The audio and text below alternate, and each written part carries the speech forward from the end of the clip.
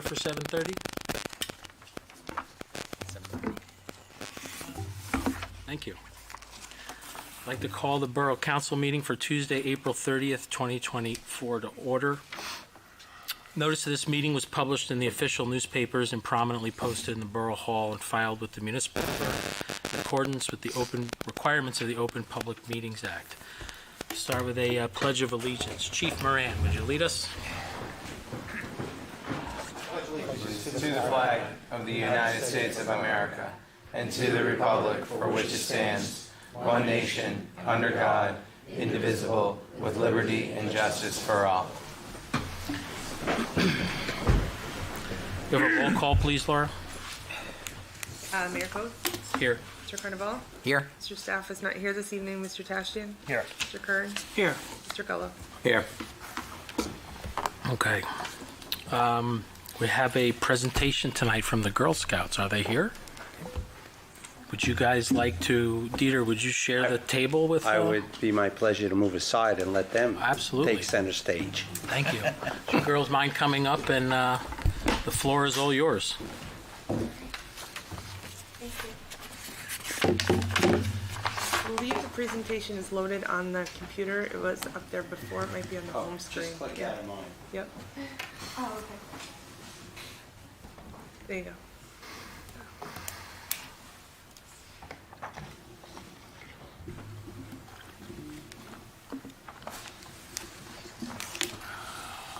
Hi, I'm Lily Schafenberg. Hi, I'm Sabrina Klein. Hi, I'm Megan Dressel, and we are part of 8th grade Troop 6950. And we are here today because we are working towards our Silver Award project. And we would like to set up a booth at the Farmers Market in June. The Silver Award is a project Girl Scouts complete to create a lasting change in the world. We team up and find an issue in our world today that we would like to change. We decided that our project would be on mental health. We then created a plan to create awareness around mental health. So our goal is to raise awareness about mental health among residents in Oradell. Many people, whether or not we realize, are struggling with some particular anxiety, depression, social OCD, or home issues. Raising awareness to this topic gives people the support they need in order to work in overcoming these struggles. We propose setting up a stand at the Farmers Market June 2nd and June 9th this year. The stand will include information and resources, as well as different art activities that children can do to create tactile sensory objects to take home with them. For example, this may include make your own stress balls and fidget spinners. This will also include mindful meditation. For example, there will be yoga and breathing exercises. We hope you will consider approving our plan and allowing us to set up a farmers market booth in June. Thank you. Thank you very much. Thank you. Excellent public speaking. Okay, Laura, what do these nice ladies need from us? Thumbs I up? think just a verbal consensus, and then we can forward the information over to farmers market individuals to get them set up. All right. Yes. Yeah. Everybody good? Yes. Great. Good luck, girls. Congratulations. Thank you. Thank you. You girls right. don't need to stay if you don't want to. So run while you can. Because the rest of the room's going to empty out in about 3 minutes. Yeah.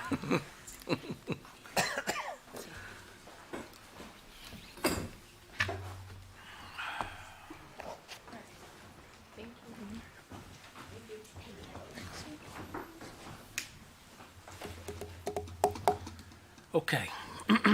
Next on the agenda, one of my favorite things, obviously being a member of the fire department, but also having served with Rebecca's dad many years ago, we're going to swear in Rebecca Ryan as a new firefighter. Ted, would you like to join me?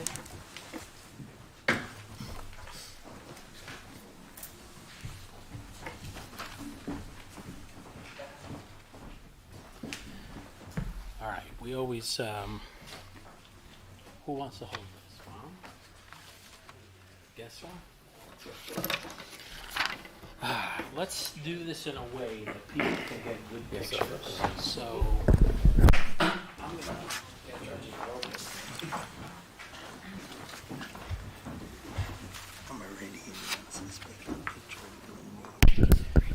take the microphone. Why don't you guys come across in the front here?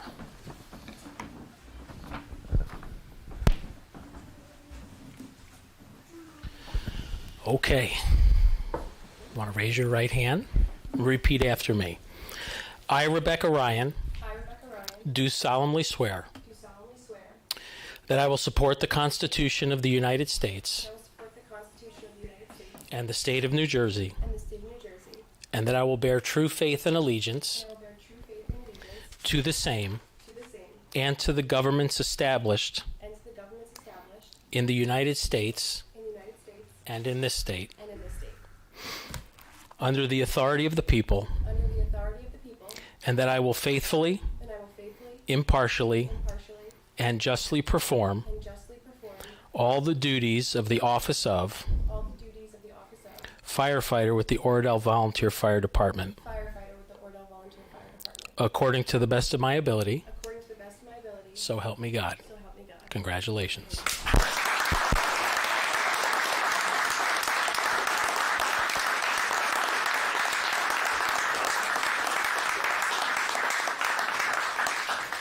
You guys want to pose? Anybody want to take pictures? This is a good time.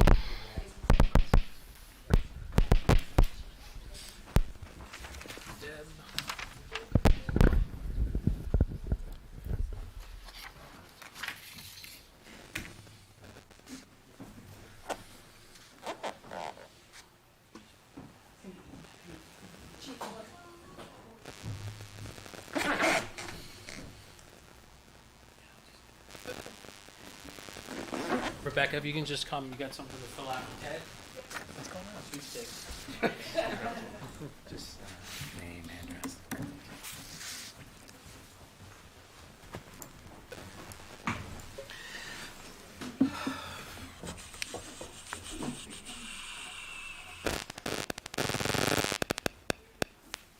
Okay. Next on the agenda, we have an Arbor Day proclamation.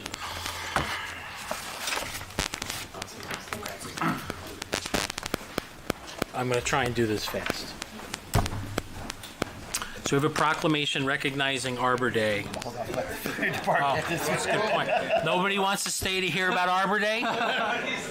Come on. Oh. Maybe you at least want to stay to see your fire truck get ordered. Well, at least afraid to have some seeds.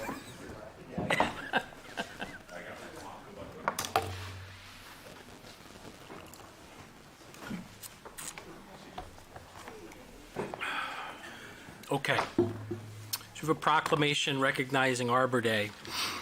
Whereas in 1872, the Nebraska Board of Agriculture established a special day to be set aside for the planting of trees. And whereas this holiday called Arbor Day was first observed with the planting of more than 1 million trees in Nebraska. Whereas Arbor Day is now observed throughout the nation and the world. And whereas trees can be a solution to combating climate change by reducing the erosion of our precious soils by wind and water, cutting heating and cooling costs, moderating the temperature, cleaning the air, producing life-giving oxygen, and providing habitat for wildlife.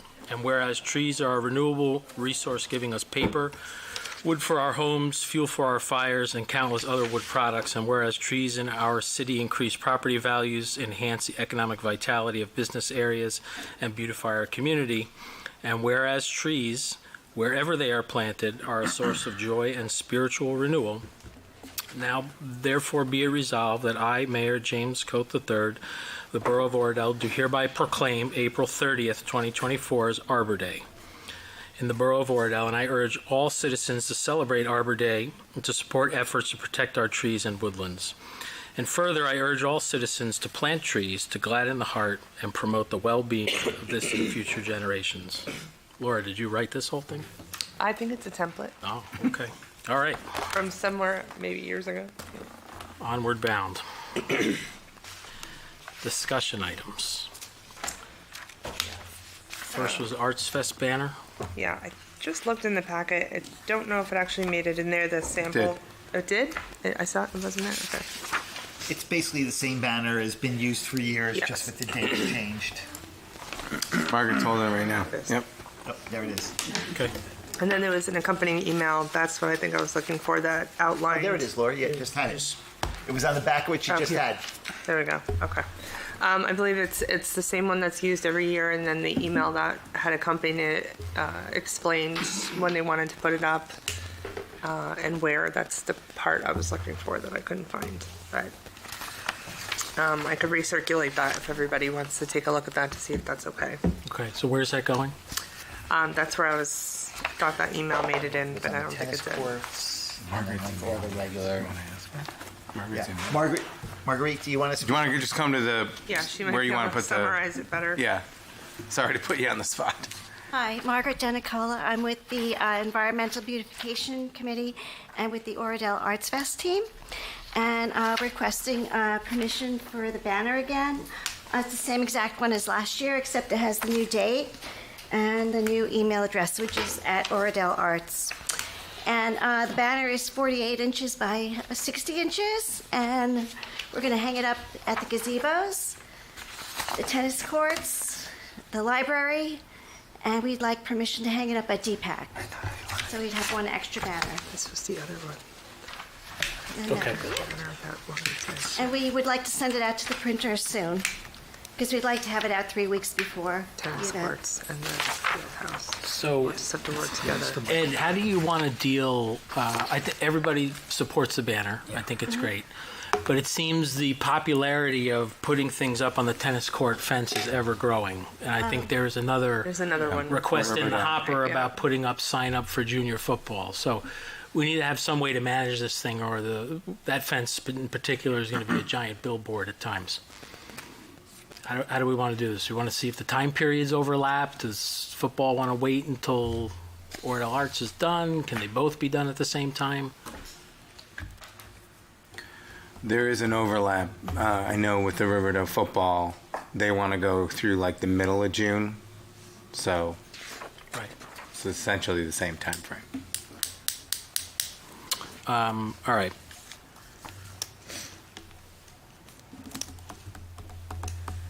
My only concern is too many signs on the fence. If they're not transparent, creates a wind load issue on the fence. Agreed.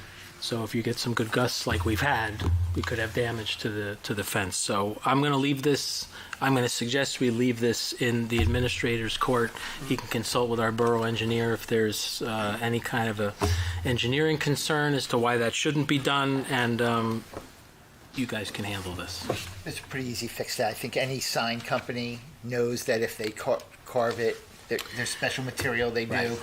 where it carves out, it will blow out. But I think football, like the issue is, we should develop requirements for Oh, I this agree. so that everybody Not knows. disagreeing with you. Because football's is a solid sheet. This banner could be done to alleviate that issue Yeah. with the wind load, but we need to come with some standards for this. Okay, Okay, thank you very much. thank you. Thanks, Margaret. May I ask when we might have approval of the banner, because we do have to get it to the printer, and we'd like to have it out 3 weeks ahead of the event, so that would be the week before Memorial Day. I think somebody will follow up with you this week and get that resolved. Okay, perfect. Okay. Thank you so Thanks, much. Marguerite. All right. Item B, Special Law Enforcement Officer Initiative. So this is somewhat cart ahead of the horse, I'm sorry. I'm not going to put the chief on the spot because we didn't ask him to come here and give a presentation about this, but we were approached by Riverdale High School about having special law enforcement officers, Class 3s, in Riverdale High School. So there is a resolution on our agenda tonight to authorize borough staff to enter into negotiations with the Board of Education and come back to the council with what that program would look like for us to discuss. I think we'll have a more formal presentation, unless, Chief, you have anything you want to add now. But I think this is perhaps a future meeting. Once those negotiations are done, we can talk about how the program works, what Riverdale's looking for from us, and what we need to do. I'm very supportive of this, but I think as a council, it's something that, we definitely need to understand and discuss. And the Public Safety Committee is in full support of this. Yeah, okay, good. Perfect. All right. Background checks. So it seems there have been requests for considering background checks for certain titles employed by the borough. I know this has been discussed at the fire department, this is discussed with rec camp, and I'm sure there are others. So one of the things that we talked about in our agenda meeting was that we should have an ordinance that just governs background checks by title. What jobs should require them, and what's the process for getting it? Chief, you guys don't do these anymore, right? This is done by the external vendor? That's correct. We do background checks for our hires. Okay. And then any employee can go to Identigo. It's the Okay. company associated with the state police and local municipalities. Okay.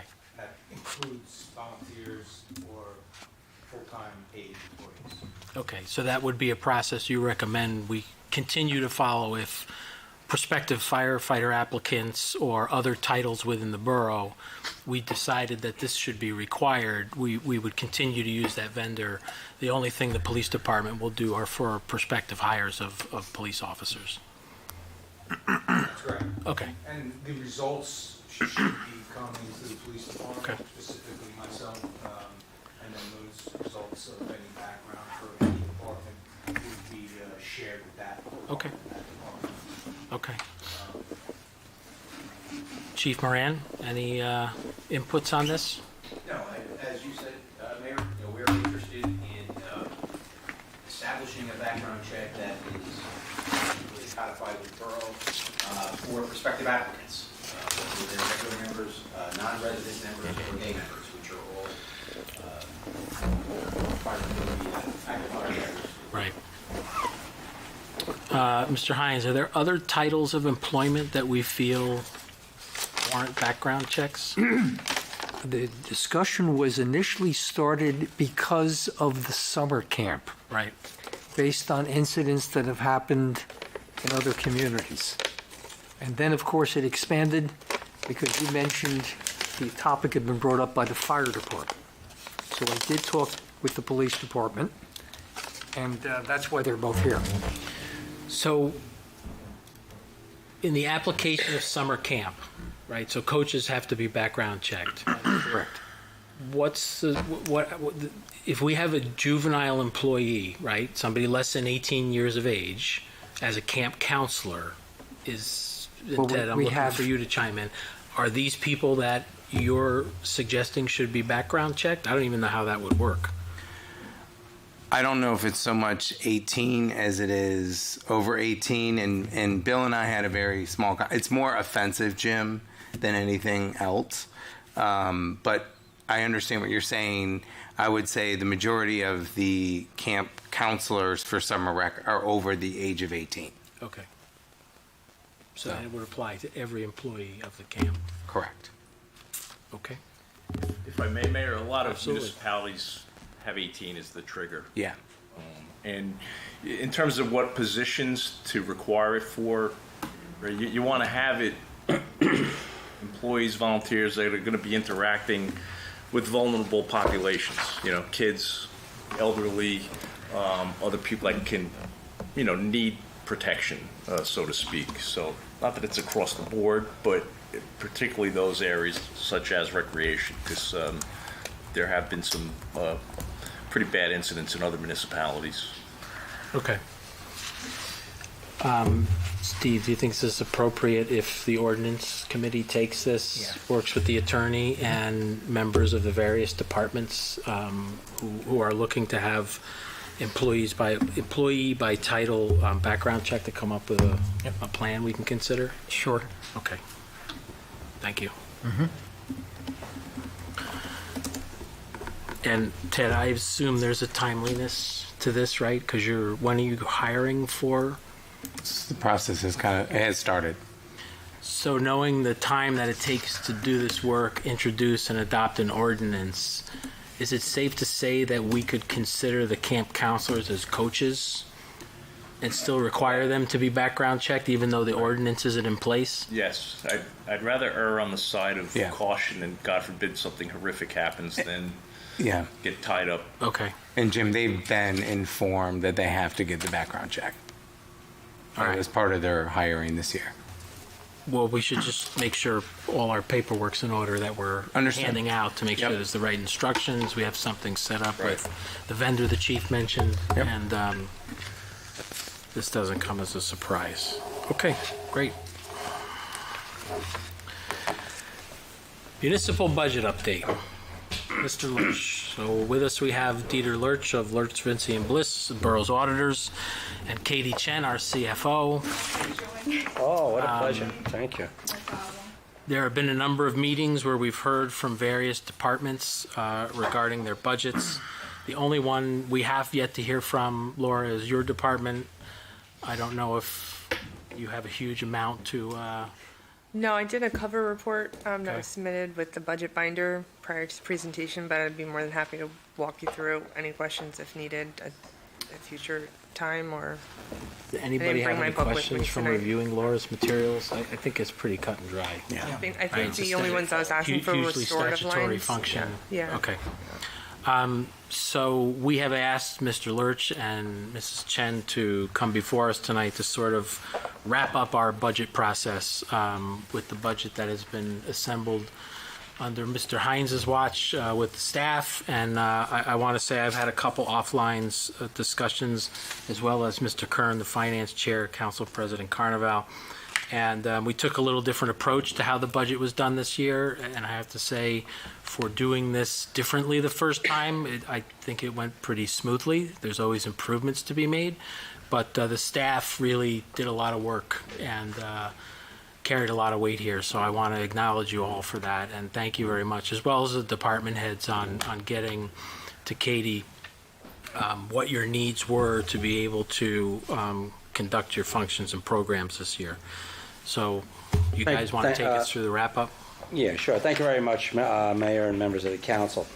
What I prepared here tonight is a budget workbook, and it goes into the overall premises of the budget and the effects of the on the taxes and the property values, et cetera. So it may be a little bit more than what you have become accustomed to, but my first time before you, I thought I would just err on the over information, and then we can, continue from there. What I'd like to do, because there's always a discussion of surplus, so I actually pulled it up here, historical surplus, and the reason, let me in layman's terms, what is surplus? Surplus is the savings account of the town. Under the state constitution, you would never have a surplus, because under the state constitution, the constitution requires that you have a balanced budget, meaning that the revenues equal the expenditures. So if you collected exactly what we budgeted on the revenue side and spent what we said we would spend, you would end up break even zero.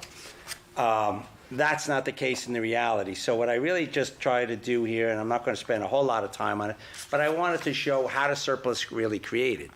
And conceptually, the only way surplus is created is if you actually collect revenues greater than what you anticipated, and if you spend less than what you budgeted. That's the two main areas. The third area is if we actually collect taxes greater than what we had expected to collect. And so if I just go through 2023 briefly, one of the biggest contributors was current year taxes, the $562,000. That's money over and above what we had budgeted to collect. And the way that occurs, let me just share how that occurs, is you have to actually collect the taxes. You collect the taxes for the town, the city, and the school. If somebody doesn't pay, and you always have, and we have a great tax collection rate, I believe, I don't know if you know offhand what it is, but I have it right here. Yeah, let me just, so 99.5. So we have a 99.5 tax collection rate. When we actually do the budget, we don't anticipate to collect 99.5%. We always are on the lower side. Correct. Let me just put this in perspective for you. The town actually collects $50 million. That's the number, $50 million. Then what we do is we take the $50 million and we cut it up. We pay the county, and the county has to get paid 100% of what the county levy is. The school has to get paid 100%.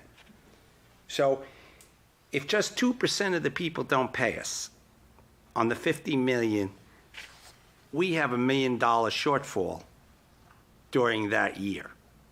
So when we do the budget, we always anticipate that we're going to collect less than 100%. Because number one, that's reality. And so like as she said, our actual collection rate was 99.6%. We actually budget about 98% when we do the reserve fund collect taxes. So what happens is anything over 98%, that goes to the excess. So what really happened is we really collected 1% more because we collect 50 million, I had 500,000 extra. So we budget 98, we actually collect 99. I'm kind of rounding this a little bit. And that's how you get that extra 500,000. So that's the biggest contributor. Then I'll just touch on what I call unexpended prior year appropriations, and you'll see that's 3/4 of the way down, the $297,000 number. State of New Jersey, which is very unique, a budget lives 24 months, not 12 months. 24 months. So whatever you budget, so what happens is whatever you budget has to go 24 months. So the amount of money, when I talk about the 297,000, that's the 22 budget. The council did a budget in 2022. It had 24 months to spend all the money. At the end of the 24-month period, everything but the 297,000 was spent. So now that goes to surplus. Same token, the budget you're going to be asked to vote on for 2024, that'll live for 24 and 25. So whatever's not spent at the end of the period. So that's and again, that's also by statute, you're not allowed to knowingly overspend the budget. So you're always going to budget something less than what you anticipate to spend. So that's the other biggest contributor. And so you'll see the total increase. And I just make this point. The total pluses that we had between extra money that we collected and money we didn't spend was $1,510,000. In the budget for 23, we used $1.4 million to support the budget. So what happens is your surplus, you regenerate $1.5 million, you only used $1.4 million, so your surplus actually goes up by $100,000. So when I started the year, and I'm down near the bottom, when I started 2023, the town surplus was $3,688,000. When we finished 23, the surplus was $3,798,000. It was up $100,000. That's because I took in $1.5 million. I only used $1.4 to support the budget. And it's very consistent, and I think it's important for you to see because your budget is very consistent.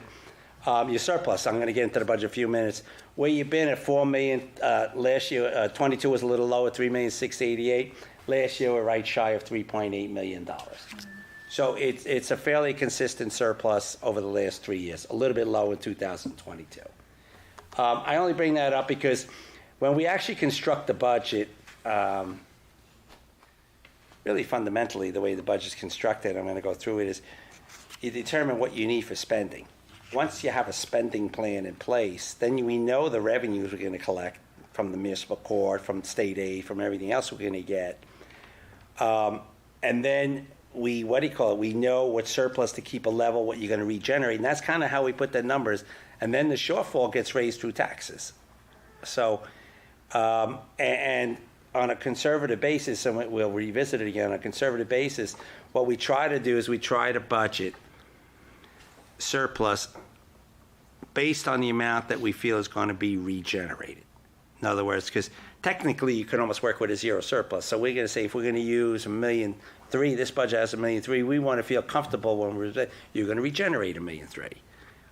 Because you certainly want stability for a lot of reasons, for our debt market and for taxes and everything else. So let me just kind of proceed because I want to bring up this issue too. Now I got a little bit of a budget summary. The budget summary here, I'm just doing a 2-year comparative. I'm giving 2023 to 2024. The budget that's being just for discussion purposes tonight, because it's not on the agenda to take any action, reflects a tax increase of 4.67%. The rateable base, you do what they call a rolling assessment, which is different than, when certain towns do a set assessment, and then they do a reval every so many years. So the rolling assessment, it actually has an impact. I'm going to touch that when I get to the bottom. So it actually increases your property values. If property values increase, it increases it for tax purposes. So right now, with the 4% increase, 4.67% increase, the average home went from $627,000 to $632,000. So the municipal bill, not the county and school, just the municipal bill, based on the new value of the average home, because it rolls up with the rolling assessment. Right now, you're looking at a tentative increase of $240 per home, if it's left at this point. That compares to last year of $360 per home. I just put down on the bottom because down on the bottom I kind of show you the average home assessment, because 2023 was a rather large increase in the assessed value of a home. The assessed value of a home went from the average home, so if you have an average home, I know some people have more, the average home went from $598,000 to $627,000. So even if the tax rate were the same, your value went up 5%, almost 5%, it's 4.8%. Your tax bill could have went up almost 5%, just because of the value of the home went up. So they taxed there, even at the same rate, you would have got a bigger tax bill. So when I look at it, this year you have a very slight increase. We're only going from 627 to 632,000, so we're like less than 1%. So that certainly is going to minimize it. Along with, we have a smaller increase at 4.6% versus last year was 7.3%. So it's really two factors that affect it. It's a little bit more complicated when you have rolling assessment, because as the values go up, then more money is generated even at the same tax rate. So I just wanted to make that point. Yeah, but the tax rate changes every year. Sometimes it goes down because of things like this. Oh, that's correct. It could. I just want to make sure everybody understands that. It could. So what we do, that is absolutely correct, Councilman. What we do is we actually calculate what the tax bill is. So we actually do that. We take the assessed value times whatever the rate was, because it could drop. That is correct. And a question for the assessment overall, is this year's assessment increase, is that heavily weighted on the residential properties or the commercial properties? It was pretty even. I actually looked at that. It was proportionate, because that's even a worse case. It could benefit, could be worse, but if the shift goes to residential, it's going to have a real negative impact. It was proportionate, residential and commercial.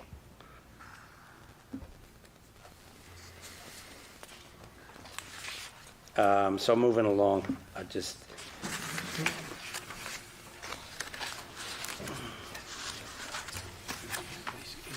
just kind of gave an executive summary here of where you're at. Right now, the tax levy in total tax dollars we're looking at an increase of $729,000. And it's a combination of two things. Number one, spending is up about $500,000.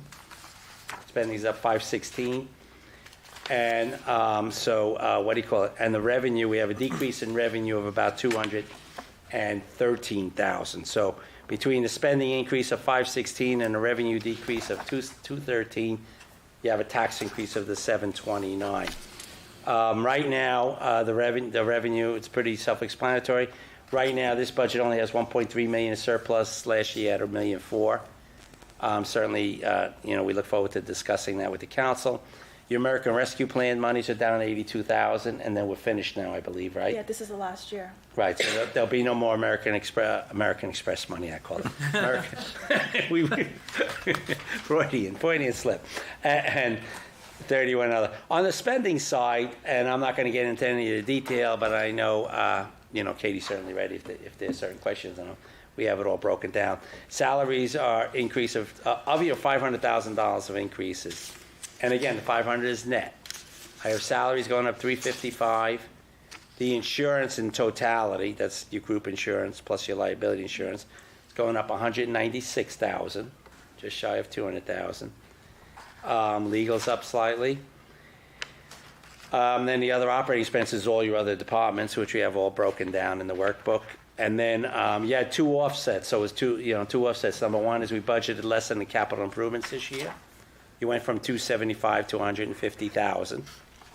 And second of all, as I think we made the presentation probably a month or two ago, by permanently bonding the debt, the budget went down 252,000. So you really had credits of the 125 and the 252. So you had $375,000 worth of reductions. Had you not have had that, this budget would have went up 800 some odd thousand instead of the net of 500. When you mention the insurance, Dieter, are we just talking about liability or is medical? Medical's in there as well. That's the whole thing, medical prescription, yeah. Yeah, that's the whole insurance group. And that's up That is 196,000. up. That's not the cost, that's the increase. No, the cost is about 2.6 million. Thank you.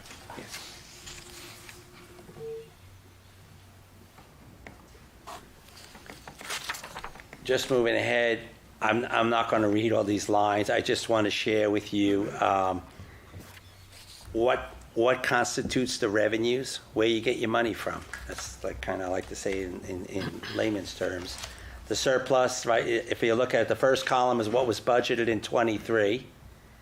The middle column, the 2023 realized, is what did we actually collect versus what we budgeted.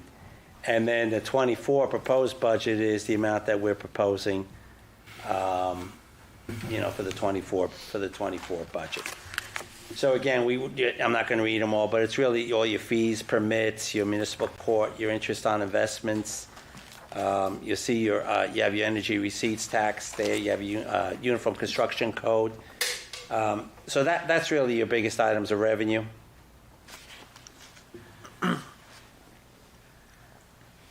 So the the total revenues that are going to support this budget. So 2.2,326,000 is our general revenues. I had the $1.3 million in surplus.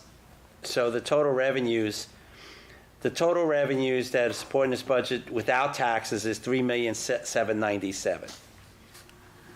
And then down on the bottom we have the actual total amount to be raised by taxation, and you'll see that's what I touched on the page before.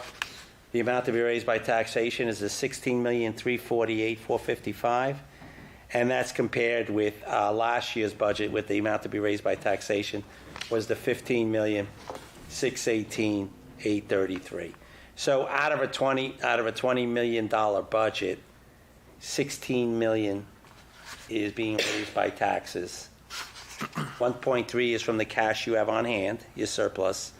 And then the balance of 2.3 million is coming from revenues from outside sources.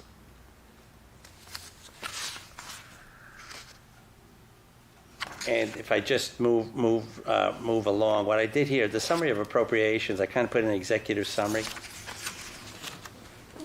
This ties right into the page before where I showed the total budget for 24 is the 20,145. So I said that's where you're taking the 20 million in.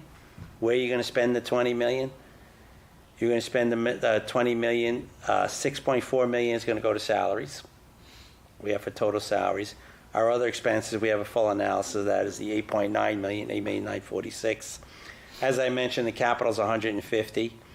The main purpose of that capital improvement is really to allow you to do capital ordinances to use as a down payment for the bonding. So that'll allow you to issue about $3 million worth of bonds on a 5% down payment. Debt service, that's the payment of your bonds, of your bond interest and your notes, which is down to 2.1 million. You see that one item, statutory and deferred charges, that's your pension, your police pension, your public employees retirement system pension, Social Security. And then last but not least, I have that reserve fund collected taxes. I actually started this whole presentation with that, but now I'm going to kind of end it there. The reserve fund collected taxes, what we're saying is that we don't expect to collect 50 million. We expect 1.5% of the people not to pay us. So I'm really saying, and again, that's on the safe side.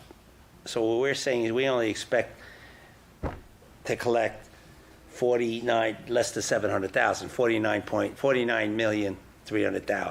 Because again, you have to budget the amount they're not going to pay. So that's that 700. You're going to get paid, but you're not going to get paid in that year, because what happens is once that year closes, then either they come pay the subsequent year, or you hold what is called a tax sale.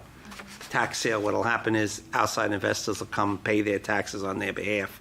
the town always gets paid unless it's a contaminated property or something to that effect. I'm going to kind of end it there. I have full detail back there. I don't, I'm going to just turn it back over to the chair. We have a full breakdown of all the departments. We're ready to answer any question. We have all the salaries broken down by departments. We have all the other expenses broken down by departments. All kind of ties back into that executive summary, and I'll turn it back over to the chair at this point with your permission. So I just have one question. So the proposed budget versus, let's say, the adopted budget, not even the modified, for salaries and wages, looks like it's up pretty substantially. What's the cause of that? It's not like we've advertised for 30 new employees and we're incurring this additional expense. Is this renegotiated labor contracts? Is this filling positions that were on our books but were vacant? Correct. So there's combinations of various reasons. We have a contractual obligations for the PBA, which the PBA agreement has been settled. So that's built into the salary and wages line. We also have a built-in increase for the non-union employees. We're currently in a negotiation with the UPSEU, so that's also part of the increase that we have to build into our 2024 budget. There's also, in 2023, we had hired a position in the DPW, the assistant to the superintendent, and that was for a partial of the year. And this year we have to budget the salary for the whole year. So there's, to fill in for the vacancy, hires that we have to budget for the whole year this year, and also the two union negotiation agreements that we also have to account it for. And in the salary and wage line, aside from the deferred and statutory expenses, are the other fringes in this line as well, or this is straight salary? This is straight salaries. Fringe line is under Social Securities. So what happened in 23 that you adopted a budget of 6.6 million and you modified it to 5.9 and only spent 5.5? What was the big change there? That, I mean, people resigning, vacant positions, yeah, there's hiring. I would say, vacant positions. We also had built in some union negotiations that didn't materialize. Okay. Right. Yeah, and we cut all the departments pretty much flat. Right, we the did. Previous year. Okay. So, before I say anything, I mean, open to the council for questions of Katie or Dieter about anything with the budget wrap-up.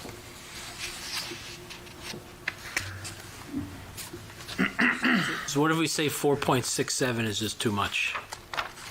What do we lose if we have to start? If we want to reduce that number, what has to happen? We have to use surplus, we have to cut programs? You have to what? use additional surplus or make certain expenditure cuts or a combination of both.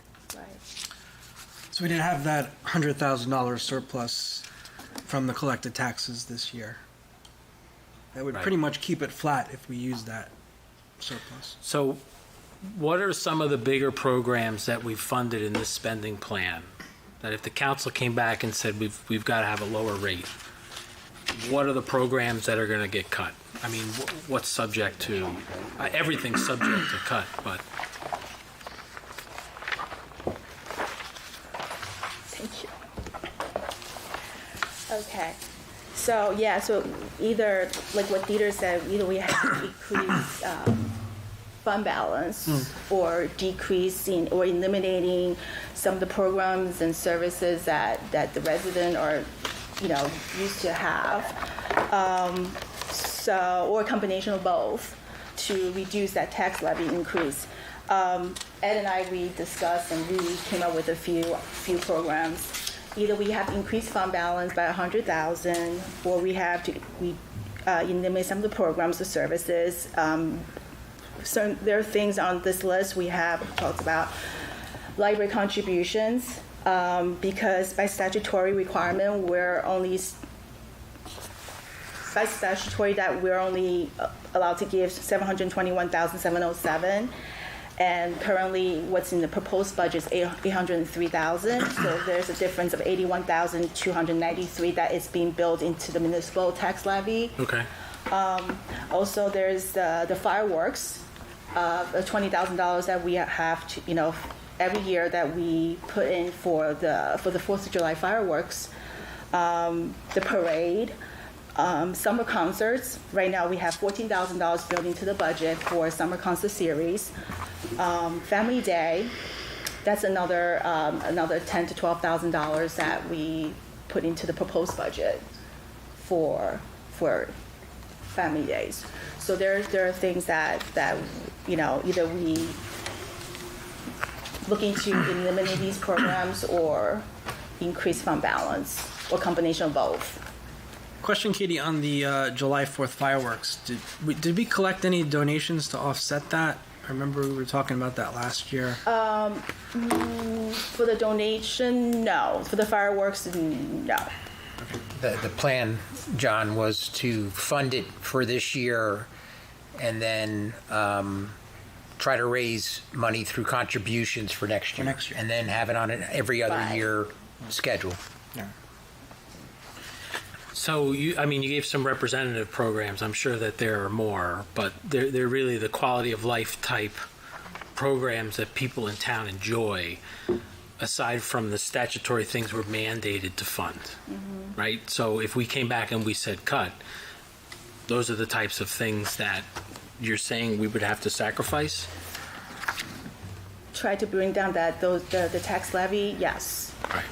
Because if we were to go back to the departments and say you need to cut your budgets more, I think this spending plan represents what would have been 2023's spending plan by all the department heads. So it's almost like we're a year behind the game in trying to, maintain and improve various services that we provide throughout the borough. So I don't know that we have a lot to cut there. Right, and also from the department heads' budget presentations, a lot of their expenses is based on what the vendors are charging them. So there's a lot of them are contractual expenses that the vendors are passing along the costs. So there's really no. But couldn't you look at it out of capital on some of those department budgets? Operating, I get it's fixed, we're obligated. Right. But in terms of some of the capital, whether it's, I'm not saying across the board, but maybe that's where we have, in your review, would that be an area where we could potentially look at? Absolutely. Okay, capital, not operating. So, but wait. So we haven't even talked about capital money yet, or the capital budget, except for the $150,000. That's the 5% down payment that needs to be in the operating budget. So the only thing you're going to reduce is part of that 5% line, right? Yeah, we cannot spend capital, but as far as the operating to be raised by taxation, right? That's a $150,000 number there. Not a lot to be gained. So in your opinion, and Dieter, I'm looking to you too, this is as lean a budget as you're able to present to us without us having to make decisions about cutting programs and services that are quality of life things that people want here? Oh, my comment would be is, as far as the spending plan, I thought you brought up a great example as far as like the salaries. Your budget is $6 million, you only spent $5.6 million. By law, you can't overexpend. So the error is always going to be on underspending. The good news of that is whatever you don't spend, the underspending will go back to the surplus. So. So let's take this year that you closed, this 2023 year. This 2023 year, unspent uncommitted monies is $700,000. So as of we sit at December 31, when we closed our books, we had $700,000 in the appropriation reserves. you may spend a piece of it, but you're not going to spend 700,000 because everything's kind of been encumbered. So maybe you spend another 100,000 or whatever, or 200,000. So I expect 500,000 to get lapsed back into the surplus, which is a little better than what we had. But in 2 years. Yeah. So at the end of this, you mean the end of 24? Yeah. I'm actually just building to a point. So in other words, I think that that'll be better this year. In other words, because the unexpended amount. But to answer so directly, because last year when we lapsed it, we only lapsed 297,300. And so the point I was trying to, at least for consideration to the council, is I think you're going to have unexpended of 500. And if I'm inaccurate, this is a good time to speak up. You have 700 we didn't spend, so 500 is conservative, which would lend you to consider maybe raising your surplus from the 1.3 to the 1.4. Because mind you, we made $1.5 million back last year, so and even with a smaller number there. The taxes, I think, is very consistent here. Right. I mean, I just really do. You're a very solid town, so I don't see you collecting worse than 99-something% here. So I think the taxes will come in steady, and if I look at it, it was 562 last year, was 475, so it's kind of like close. So I think that, we regenerate. If I go 3 years, and that's kind of why I did that, and I could put that back up a second, but I'm going to put that back up if you don't mind, just while we're having this discussion. Sorry, Kate. So I'm going to go there. So where the line is, and my line is where the first bold where I say net increase to operations. That's what you made back. So in 21, we made 1.7 million. That was our quote unquote profit. Then we subtracted what we budgeted. That year they used $1.8 million, 500,000 more than we're looking at today. The next year you did $1.3 million. So that's when we put this together, we did on the conservative basis, we put $1.3 million, and last year, 23, we did $1.5 million. So right now I'm at $1.3 million. I think $1.4 million, is a safe number. I can go back even further, but it's kind of a safe number of what you can reasonably expect to regenerate. That would lower you down to slightly over 4%, 4% increase thereabouts. And it would also cut the increase down to about $210 instead of the $234, the $242. Takes about $30 off of that. Then if I want to address the spending, you can certainly have the opportunity and you certainly have the prerogative to go back through the spending. But I would say that it kind of has a ripple effect, because just because it's appropriated again don't mean you're going to spend it all. And that'll just kind of then go back to surplus in 2025. So that's why when that's really all I just want to comment on. That you can certainly go and cut that part, but that's the same impact as using the surplus now, knowing that that's just going to go back to replenish it. I've only worked with Katie 3 months now, and she ain't going to spend your money. I would trust it with my company's money. I just make that comment. I just want to make the point that just because it's there, that means you're not going to spend it because it's there. Exactly. So, Dieter, you're saying that since we realized 1.4, you were proposing using 1.3 in this year's budget. You're saying that it would be okay to use the full 1.4 to bring us closer down to 4%? That's correct, sir. And not anticipate any negative repercussions, because, as Councilman Tash just stated, at the end of this year, we may have a larger surplus available from unspent funds from the 23 budget, right? That is correct. Yeah, and if we continue to have a good collection rate, which we are currently at, we should be able to regenerate another $500,000 in taxes. Thoughts? Yeah, I think it's a good idea. You can use that. I think, our fund surplus balance has been pretty much stable year over year. So it's not a major concern to, decrease it a little bit, or just, I think it's a good idea. Dieter, where do you see other towns with your clients with the fund surplus balance? Like, are we in the middle? Are we too conservative? Are we just curious? Well, you're actually on the higher end, to be candid. And you have a $20 million budget. A AAA town, and we're on these calls like every 2 weeks. I was just on today on a rating call with Moody's. It was a AA town. A AAA town, they want you to have a fund balance reserve equal to 20% of your spending. Right where we are. That will put you right at $4 million. You're at $3,798,000. Yeah. And so you're clearly right there. If you were a single A town, which we're not, the minimum they require, like on a single A, would be 10%. And kind of what they would expect for us to be, the 15% level. So they would expect you to maintain $3 million before they start to put a negative outlook on you. They'd expect you to have a $3 million surplus. You're on the high end. You're on the AAA end of it. Don't want to give that up because No, and I agree, and I would never be in there. No, and that's why that's why I think you have a very nice conservative pattern. When I looked at it, you kind of budgeting and you regenerate, because you kind of want to stay at that 3.8 level. That's a nice level. You don't really want to be on a low. You could go down to 3 million before they start to when they do change an outlook, and Ed has a lot of experience in this too in his past career. But you're certainly at a higher level. As you know. Okay.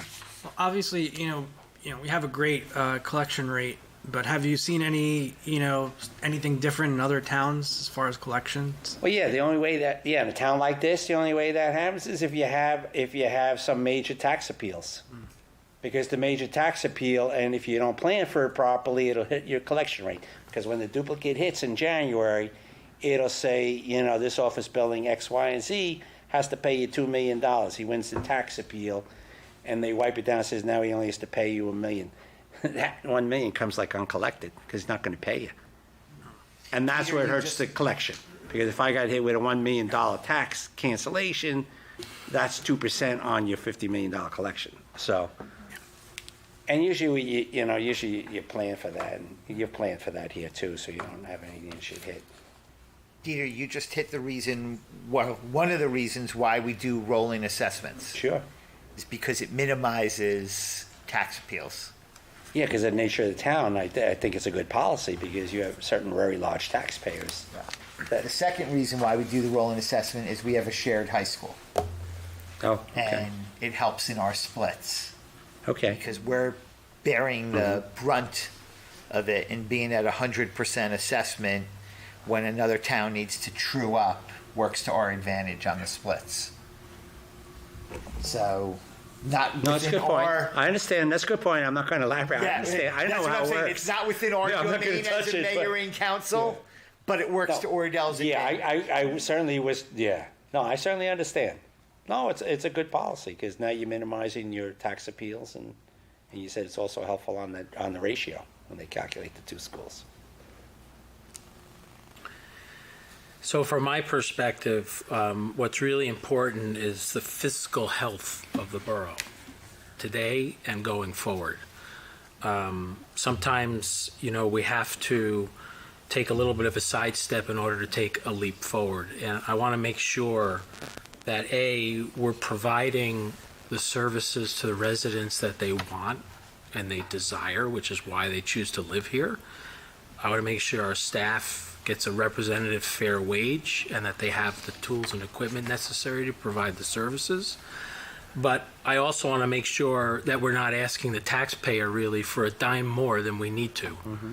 So, last year was a real whammy on people's wallets.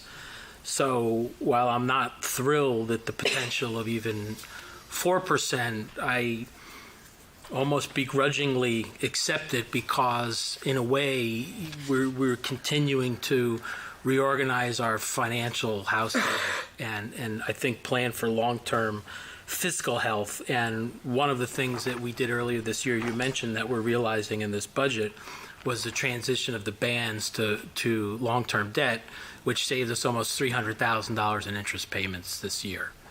So unless anybody else from the council would like to comment otherwise, I would like you to go back and rework the numbers using the full amount of surplus realized, the 1.4 versus the 1.3, and shoot back to us what that does to these numbers, because our intent is to introduce the budget at our next meeting on May 14th? May 14th. May 14th. And if you look at the adopted budget for 2023, it was a 7.28% increase. So if we make it to a 4, I think overall that's a lot better this year as far as an outlook. And I agree that using that surplus can definitely, both keep our appropriations, in check and make sure that we're financially stable for the next tax year coming forward. Right.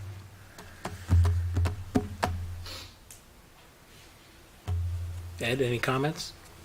All good? Good. Okay. Thank you. You guys Mayor. can rework the numbers and. Thank you, everyone. Yeah, thank you. Appreciate you. Thanks for your time. Thank you. Yeah. We're done before. Thank you, Katie.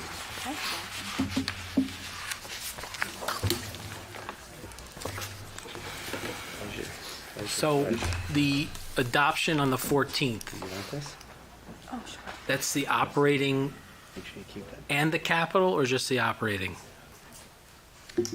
The budget that you do is, it'll have a capital plan attached to it, but it does not provide the appropriation to spend it. Meaning that the capital plan would then have to be included in a bond ordinance for consideration. And at that point is when you would make the final decisions of what Right. you want to include and don't want to include. So we're authorizing those programs to be undertaken, however, they have to be funded Correct. before they can be executed. Correct. That's well put. You cannot execute until you fund them. That is Right, so correct. it's an important thing because capital didn't get done until very late Yeah. in the fourth quarter of last year. So I want to make sure again that, one of the things on the agenda tonight is a fire truck. We're not going to see that for 2+ years Understood, yeah. because of supply chain logistics issues and other things. So I don't want to hamstring our department heads by telling them they're going to get capital money in October or September or let me November. pose this. Let me touch on the fire truck if I may. So the fire truck, there's a resolution for council consideration tonight, which creates the appropriation, allows you to enter into contract, and allows you to spend the money. That resolution clearly states in that resolution that it's going to be funded by a capital ordinance, meaning a bond ordinance. Which requires, let me just stay with the point, which requires that a bond ordinance be introduced and adopted prior to you being able to adopt this budget. Otherwise, that money would have to be included in the budget, and that was never the intent, and we understand that. So what I would like to request through the chair is if we can have a bond ordinance presented to you at the next meeting, so the same night that you introduce the budget, that you also introduce the bond ordinance for the fire truck. And that way I know they run conterminously, and that'll take care of that funding, so you don't have an obligation to put it in the budget. But secondary, if the mayor, and certainly, I'm not, we work at your pleasure, if you want to expedite the whole capital program, we can have 2 ordinances for your consideration that night. One would be for the fire truck, or we can put it all in one, however you want to operate. I don't know how you prefer to do it. And introduce another ordinance for your capital. And there's no rush, so I'm not trying to, the fire truck has to be done. But I'm just asking for direction. I'm just asking for direction in light of the comment that the mayor just made. So my personal preference is to keep things simple. If the council is comfortable with the capital plan, I would just recommend we do an ordinance for the capital plan instead of bifurcating it to be the fire truck and all other things. If council still has questions on the capital plan from the documents we've been provided, they should follow up with Administrator Katie and/or Dieter to ask whatever questions. I know some things, not everything that was asked for is able to be funded this year. There's some things that we did have to defer, but I think the majority of the things the department has asked for, we were able to figure out how to include. I'm supportive of it, but I think we should just do a capital ordinance. I wouldn't separate it. But can that be done at the next meeting, or does it have to be done when the budget's adopted? No, you can be done in the next meeting, because the way you would do that, and that's why I'm just looking for direction tonight. It can be done, it can be introduced at the next meeting. What I'll have to do is I'll have to provide you with another resolution. And what we'll do is we'll create, very similar to what we did tonight for the fire truck, we'll do a temporary emergency for down payment on improvements. That is the same as the 150 you have in the budget. So what'll happen is that will allow you to have the down payment before you do your budget. But that 150, that down payment on improvements will be included in the budget, because you already have the 150 in. All I'm doing is advancing it. Instead of making the town wait till after we adopt the budget for the down payment, when I do a down payment on improvements, I'm accelerating it. That permits you to introduce the ordinance. So I don't think we need to run out May 15th and buy everything in the capital budget. Well, My point is, we're doing that with the fire truck, and I want to be clear about the point you raised about an emergency ordinance. It is not an emergency that we're going to buy a fire truck like we don't have one that we need. Right. It's a mechanism which you can elaborate on that allows us to enter into contract, because there are timeliness issues that afford the borough a substantial discount if we make a deadline in that procurement process. So the emergency resolution is a mechanism by which it allows us to enter into the contract before the funding goes to bond. That's correct. And the only reason why the word's in the statute. It's not a word that I use. No, I understand. The word is in the statute, and the reason why it's in the statute, the way the statute reads is that if the borough needs to take any funding mechanism prior to the adoption of the budget, they use the quote-unquote emergency. Right.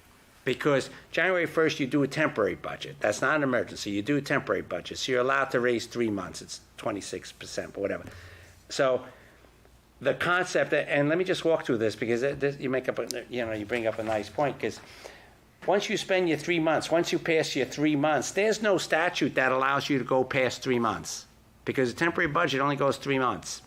Once you hit that 3 months, and we're past the 3-month period, every appropriation to spend the money, under the law, we have to call it emergency. Temporary emergency, and it's only because you haven't adopted the budget.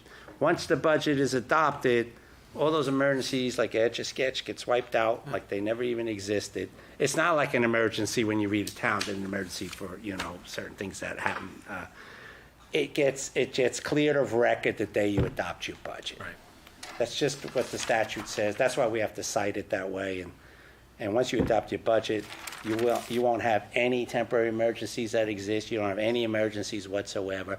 None of it will be looked at negatively from a financial point of view of the town. Okay, that's helpful. And just one last tidbit as it relates to the emergency for the fire engine. If we're able to meet this deadline, which is in the next 24 to 48 hours, the borough realizes a $10,000 and change savings versus if we bought the thing on May 2nd. So every dollar counts. And that's the reason we're doing this, which is to try and maximize the amount of discounts on procurement of that fire truck.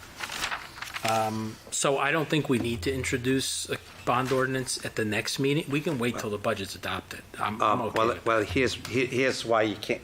Let me go back. Here's why you can't wait. Because of the fire truck. I need to adopt that ordinance for the fire truck. Right. You suggested that separate from the rest of the capital plan. Oh, okay. I could do it separate, then I'm fine. Yeah. Oh, I didn't. Okay. We don't have to rush for the whole capital plan. I just want I'm fine. Okay, great. I got it. Right. So if it happens 2 meetings from now. Fire truck. So the fire truck ordinance will be on the same night as the introduction to the budget. The other stuff will wait till after. 14. Done Perfect. deal. Thank you. As long as we're not waiting. I just want to quarter. get cleared. clear direction. Okay. Thank you, sir. Any other questions? Good, thank you. Do we have the most recent capital? Because this is the one that I have. Is it I do have extra copies here. Yeah, Katie, it was modified. We reduced a couple requests. Nominal, but. You have it? I have it, yeah. Yeah, can I get one? Sure. You got one?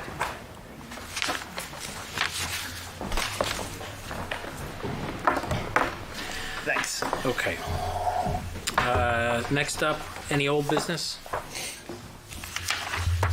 Hearing none, do we have any new business before the council tonight? I just have one thing. It's related to the banner for Riverdale football. So Ed and I received a letter from Riverdale football to hang a banner at DPAC and Memorial, two very popular spots, to recruit for the registration or the season for registration. I confirmed that they would like it up until the middle of June, pending our approval.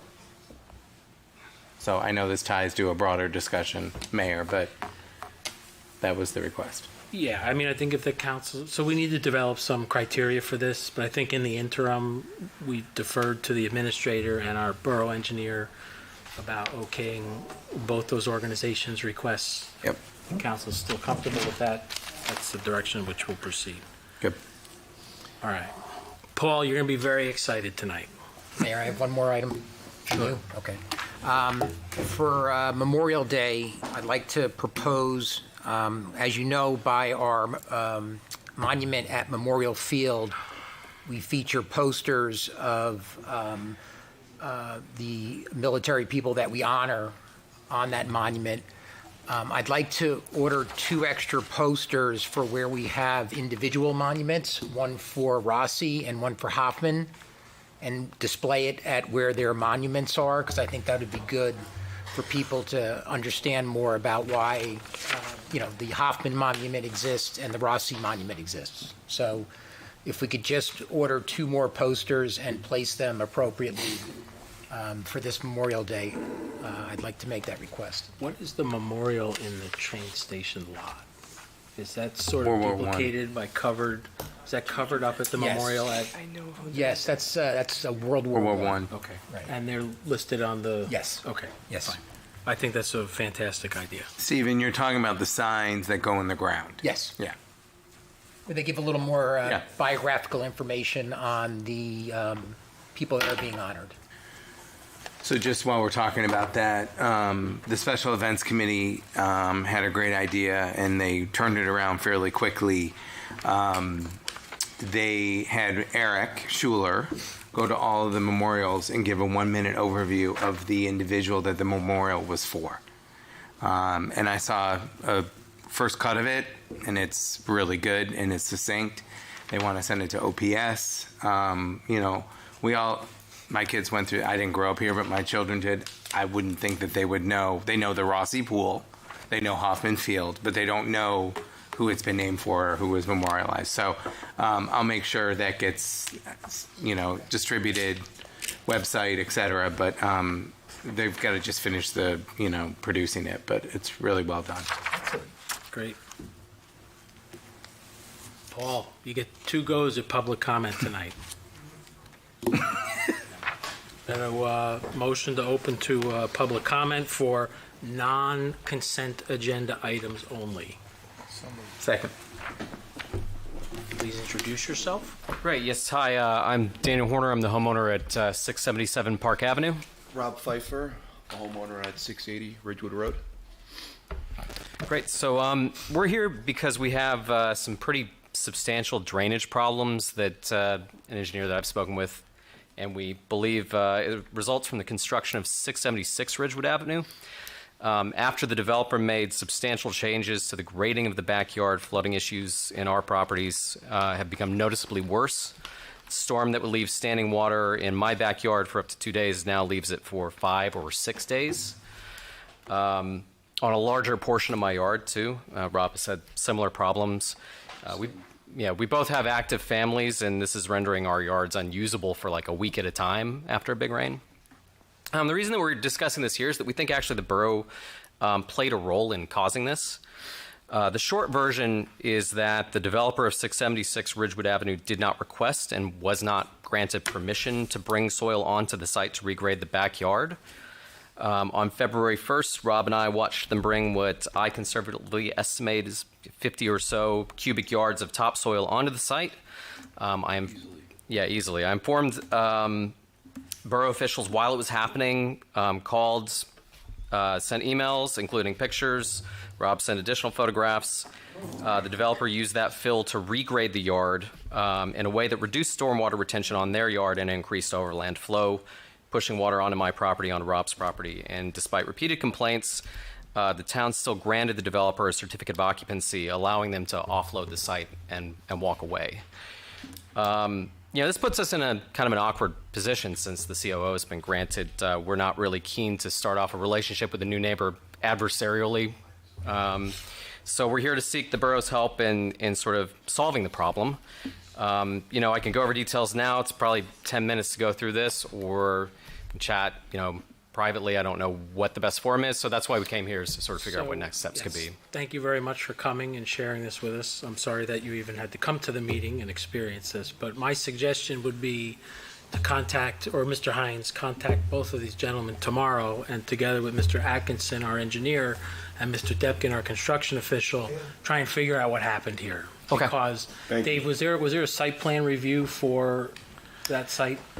Single family home. I have to look. I don't remember. Right. So single family. obviously we'd have to dig through the file. Certainly. We don't have any of those answers here, but these three gentlemen are the ones that can get them. Thank you. And I would encourage them to work with you guys to figure out what happened here and figure out what we can do to try and help remedy the situation if something was done improperly. Yeah. Thank you very much. And just one question. Yeah.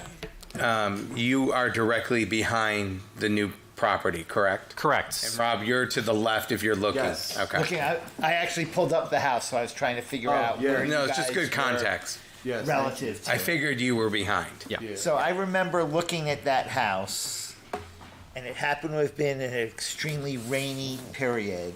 There must have been this much muck in that yard. It's bad. My family can't even use the backyard ever. But they did put a seepage pit in the backyard, so they are managing their water issue, supposedly, I'm going to say, on the property. But I remember also at the time there were no bushes, no grass, etc. So, The seepage pit, the big one was in the front. They said they had one in the back. All of this happened after that seepage pit was put in, and they still had ponding water. So they said, all right, well, we're just going to raise up the grade. Okay.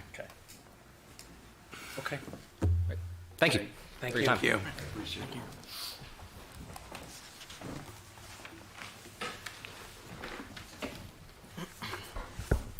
Sheila Sterling, 287 Merritt Drive. I'm the president of the Board of Trustees of the Oradell Public Library. Good evening, Mayor and Council. There is no fat in the library budget. The board works hard to be fiscally responsible. The amount we requested was $803,000, and that is what it costs to operate the library at its current service levels. If we are cut $81,000, which is down to the statutory minimum of $727,000, it will not be possible for the library to maintain its current levels of service. The reduction in funding will result in cuts to the hours and days the library is open, as well as cuts to our books, electronic resources budget, as well as the programs we can offer. The library is the heart of the community. It goes to the very issue that you, Mayor, mentioned, quality of life. It serves residents of all ages. I urge you to consider your decision. Please provide us with the financial support so that we can provide the services that our residents want and expect. Thank you very much. Thank you. Thank you. Thank you. Good evening, Paul Atsunis. On April 8th, we got to see a solar eclipse, and the sun shined through some clouds, but we got the experience. Then on April 20th, we had a great family outing day that filled our playgrounds to the maximum, with our children having a great time experiencing climbing, sliding, swinging at the playgrounds.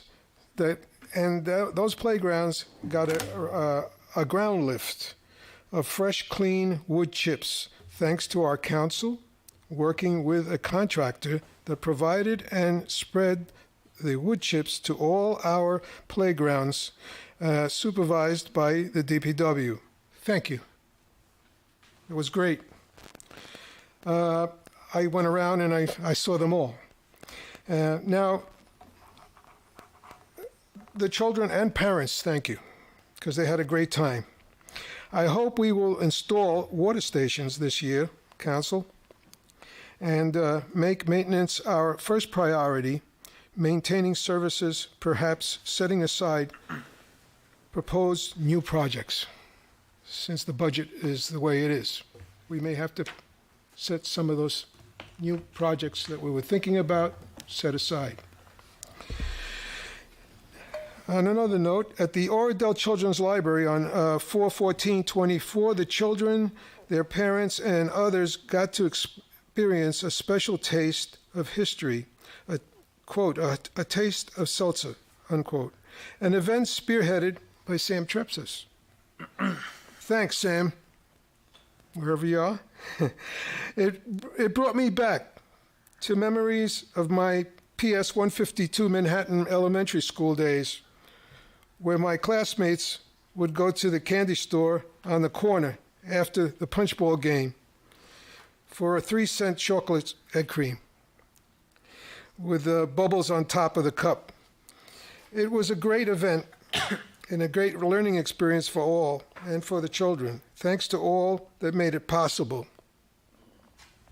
While attending, I saw a ceiling not repaired. I think it's in process of going to be repaired. Now, that ceiling was leaking, and it leaked down onto a water fountain, and the water fountain housing is rusted. And it's important that we fix that water fountain, or we use some rust doctor or something to do it. And this way, some little child is not going to put his knee there and cut himself on the rust. The state is giving out grant money to towns for purchasing trees. Council will be a recipient of part of the grant money, I hope.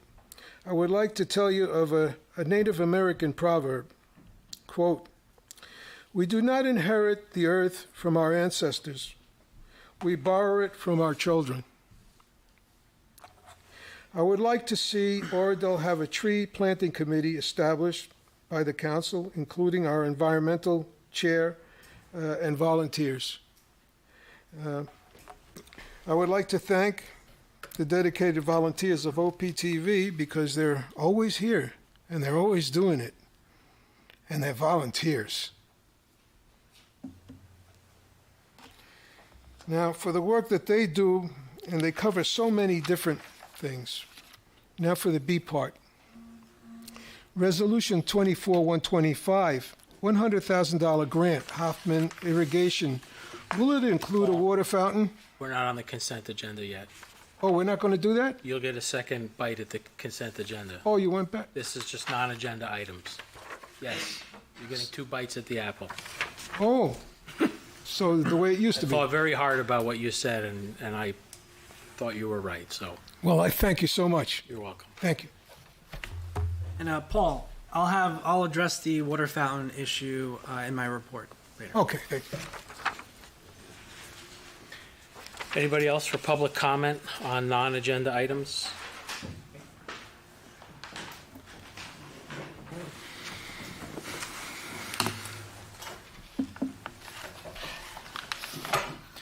Ori Katzin, Laurel Drive.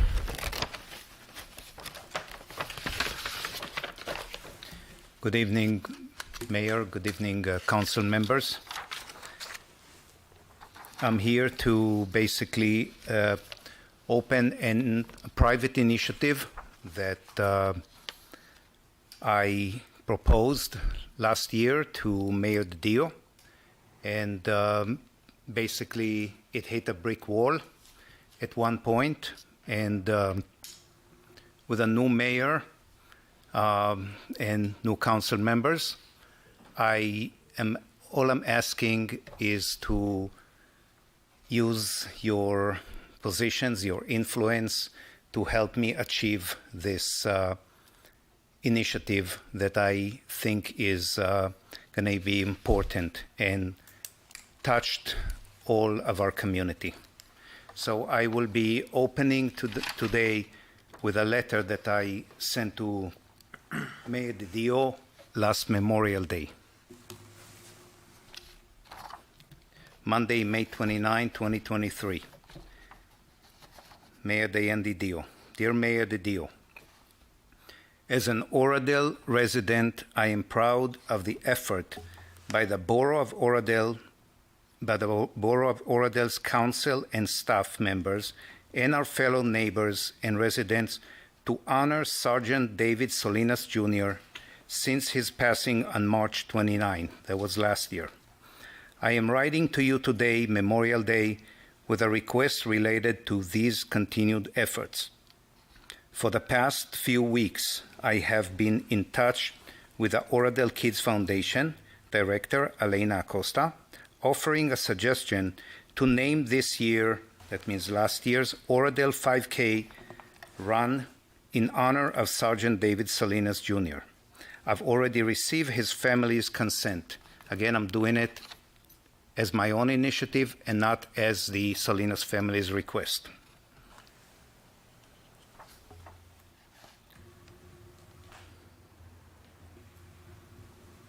This idea has received immense positive feedback when I brought it up to neighbors and residents. However, to date, I have not received any confirmation, approval, or indication that this idea has progressed with OKF.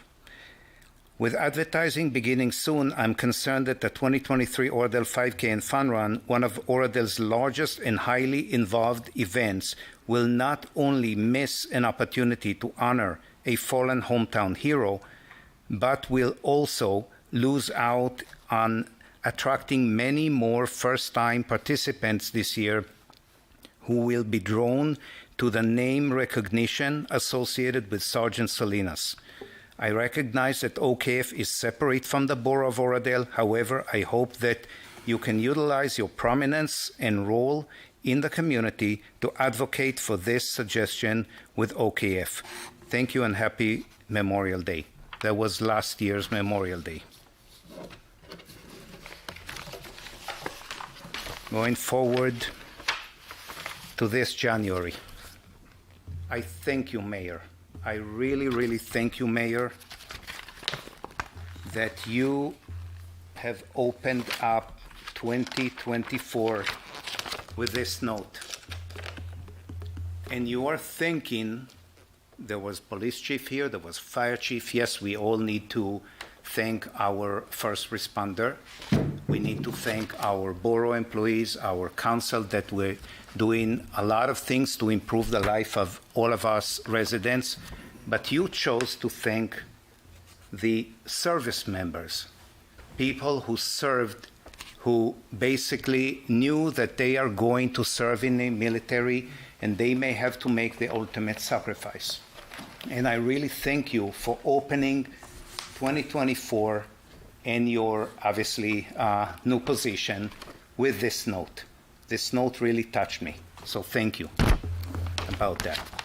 This calendar this year is dedicated to our veterans, okay? Every month has pictures drawn by the kids, the Oradell kids, thanking our veterans, okay?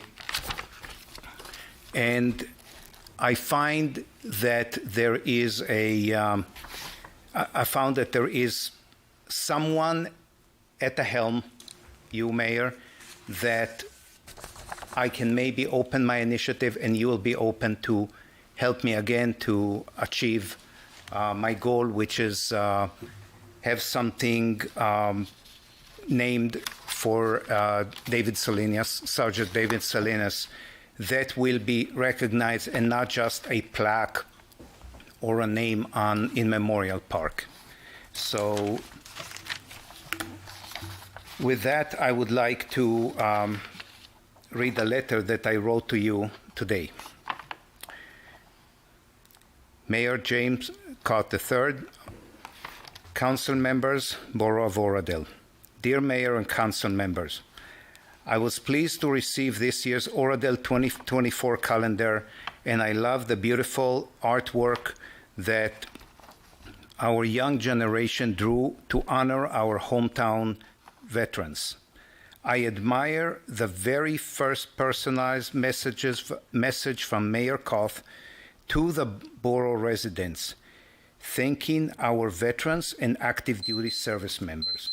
It finally seems like we have a mayor that understands the importance of our service members who protect our sovereignty and liberty. It seems like most Americans are taking it for granted. These beautiful calendars and the mayor's message can only be viewed and appreciated by our veterans and living service members. But what about those who gave up the ultimate sacrifice, their life? 13 months ago, we lost our hometown hero, Sergeant David Salinas Jr. With heavy heart, our entire community and many surrounding towns showed up at the farewell to Sergeant Salinas, and last year's Memorial Day service was the most attended service I can remember in my 27-year residency. I decided to renew my effort for my initiative to honor the memory of Sergeant Salinas by reaching out to an influential panel like yourself and to the Oradell Fire Department and ask to have the OKF reconsider my initiative and name the Oradell 5K in David's memory. I never knew Sergeant David Salinas Jr., yet I still decided, in my own way, to honor his name by carrying it on my shirt all the way to the top of the Freedom Tower last June, and then again last October during the Oradell 5K, and I intend to do so this year. And I do have the silver medal from the Freedom Tower climb. I won the second place, and the Oradell 5K run for 60-plus age group. And I had David's name, both the front and the back, and Ellen and Dave Salinas were waiting for me at the top of the Freedom Tower at the finish line. We got them a special VIP. This is a Tunnel to Tower event that takes place every June, on the first Sunday of June. And I will be doing it again this year with David's name on my shirt. I came here tonight as an individual resident, not on behalf of the Salinas family, but I did receive their blessing for my continuing effort. My wish as the mayor and council member will assist me in this initiative, so hopefully the OKF can announce their agreement by this Memorial Day 2024. Thank you for your time. Thank you. Thank you. You're welcome. Anyone else for public comment on non-agenda items? Not, we have thank you very much. We have a motion to close public for non-agenda items. So moved. Second. All in favor? Aye. Okay, now we'll open public comment for consent agenda items.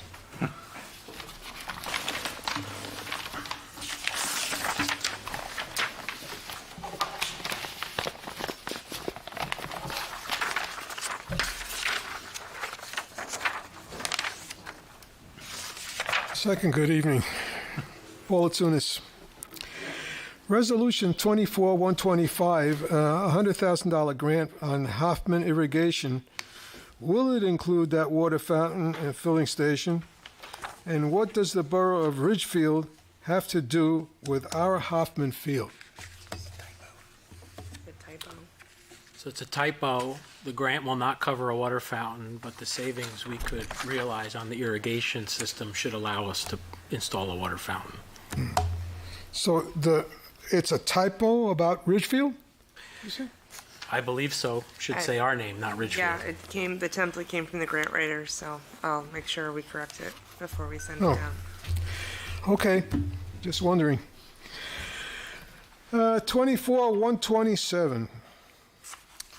Why or how we got a reduction of $33,367.39? Did we change our original plan? Mr. Atkinson? No, there was a reduction in just various items, and the total came to that. There was allowance items that were just there for unforeseen conditions, which were not needed, so that we were able to save money. So in other words, it was overstated? Is that what happened in the beginning? No, when you're doing construction, roadway construction particularly, and you're digging up the roadway, you never know what you're going to get underneath the ground. Oh. There was items for that, as well as I believe on this particular one, we also factor in police traffic control. The way this project unfolded, it was one contractor for two different projects, which allowed more efficiency for the contractor, which saved us on police coverage. So the total project is finished now? Yeah. Thank you. 2 years ago. Finally. Nice to have the reduction. Exactly. Next, 24-134, Brown and Brown. What do they do for us? Mr. Hines? Insurance. We are looking to make a change. We have presently a pool of 46 employees who have to pay for all prescription drugs. We found out that the cost is trending upward, and after consultation with our professionals, we sent a bid out. It was published in the Bergen Record on April 14th, asking for resumes for insurance brokers. Only one broker actually supplied a submission. It's Brown and Brown. They are very well known in the state. They've worked they represent counties as well as cities and towns. So that is the recommendation. The council approve Brown and Brown. And their first order of business will be to focus on the prescription drug program. So we stand to save money with these insurance people that we're hiring? They're well-known insurance people. Will they save us money? That's the reason we made the change. That's the hope. Okay. Thank you so much, everyone. Thanks. Thank you. Thank you. Anyone else for public comment under consent agenda items?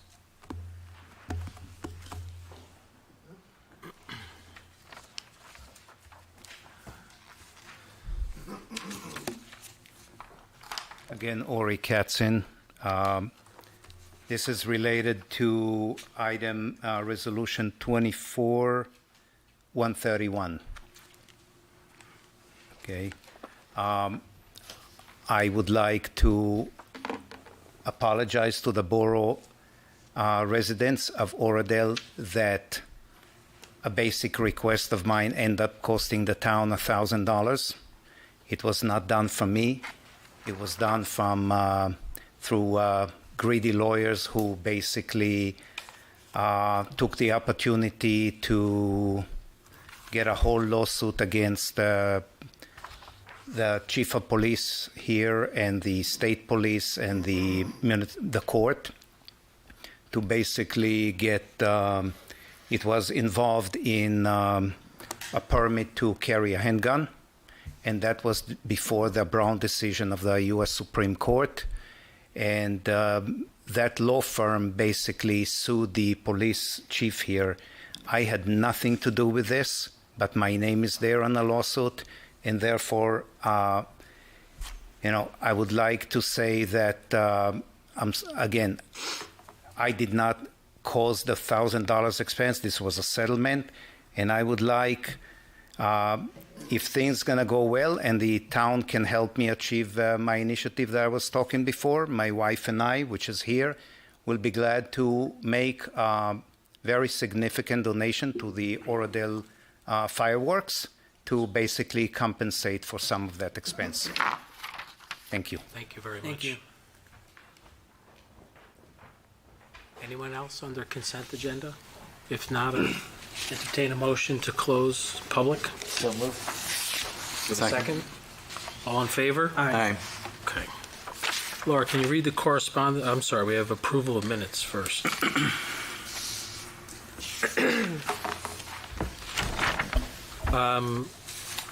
Has everybody had a chance to review the minutes for February 13th and February 27th? If so, I'll entertain motions to approve both or separate.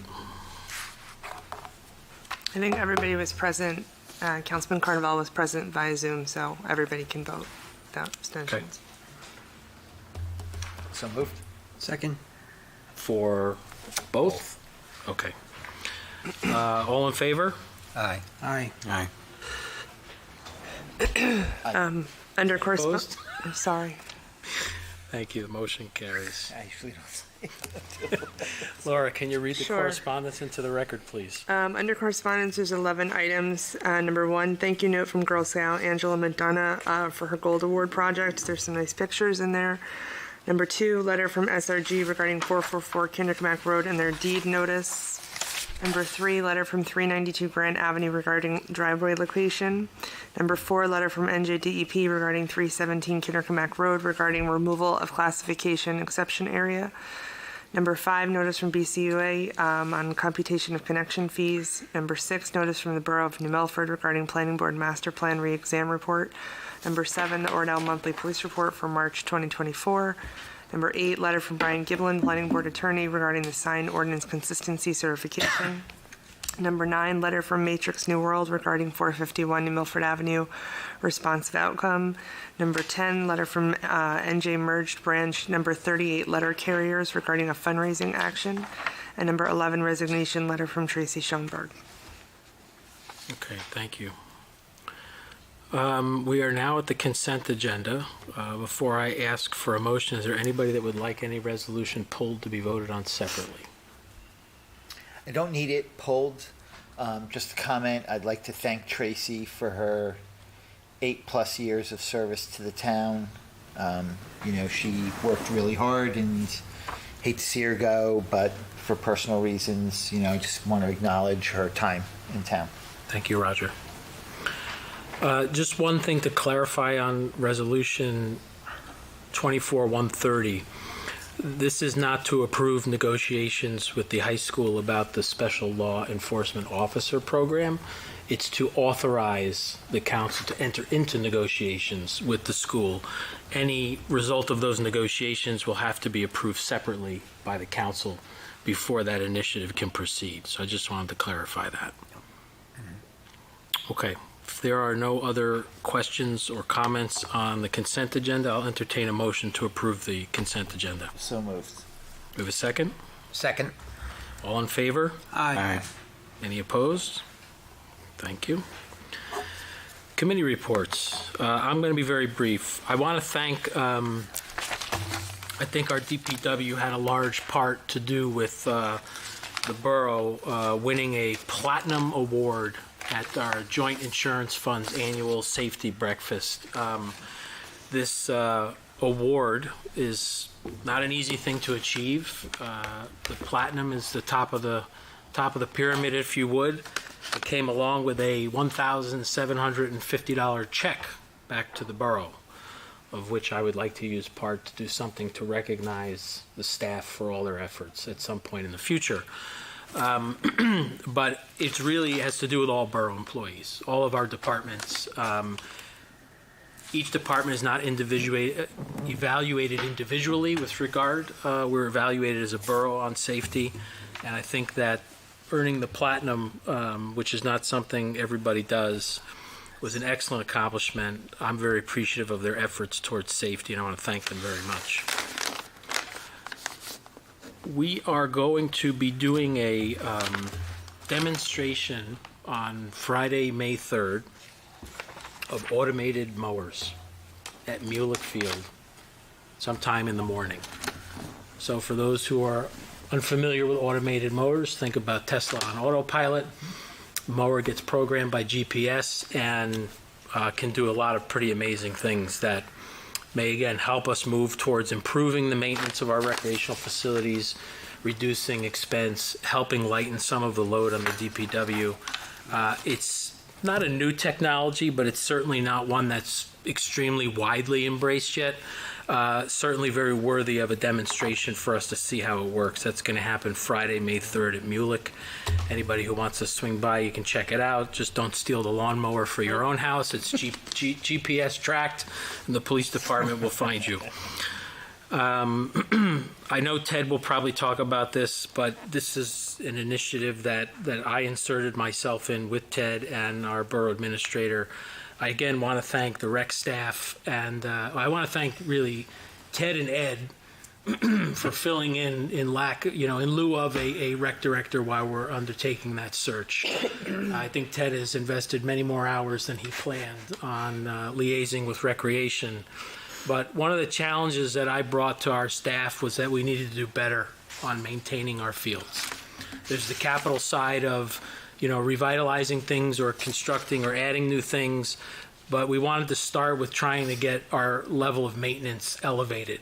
And opening day for Little League was really a fantastic site. They did something new. I'll let Ted talk about it. Very highly attended.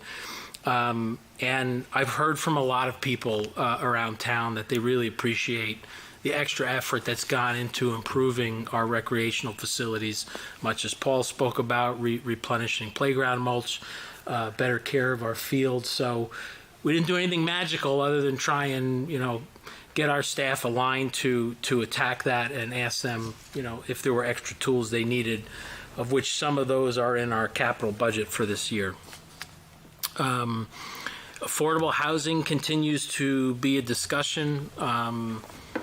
It's going to be a discussion for a while. There are a number of things that you'll hear over the next 12 months that the council will be engaging with, which is required under the new law that was signed.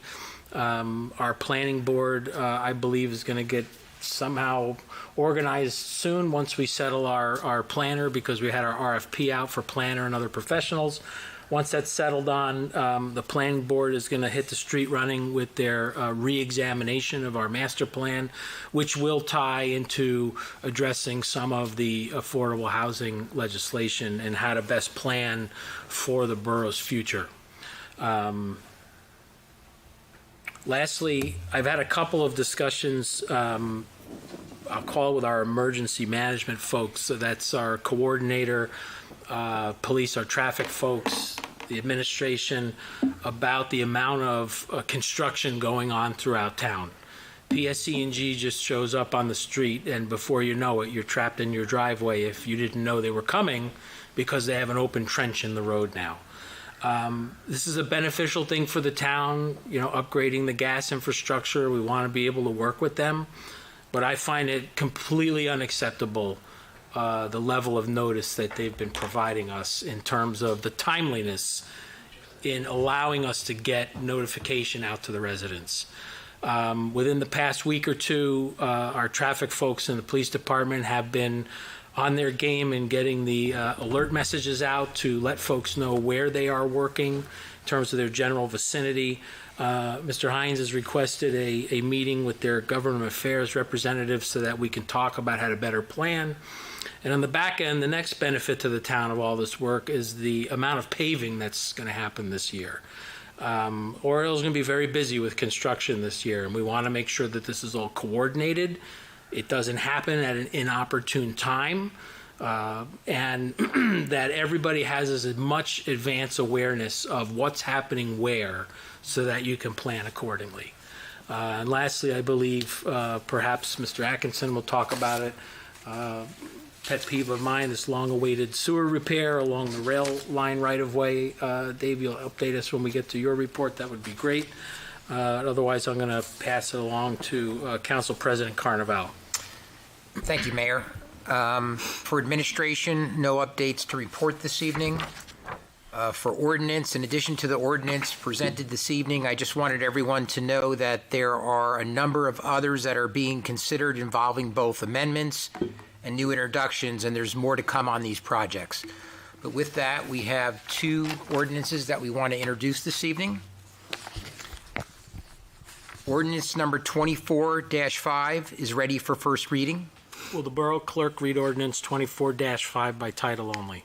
Ordinance 24-5, an ordinance amending Chapter 235-11 entitled Permit Restrictions on Excavating Recently Sealed Roads of the Code of the Borough of Oradell.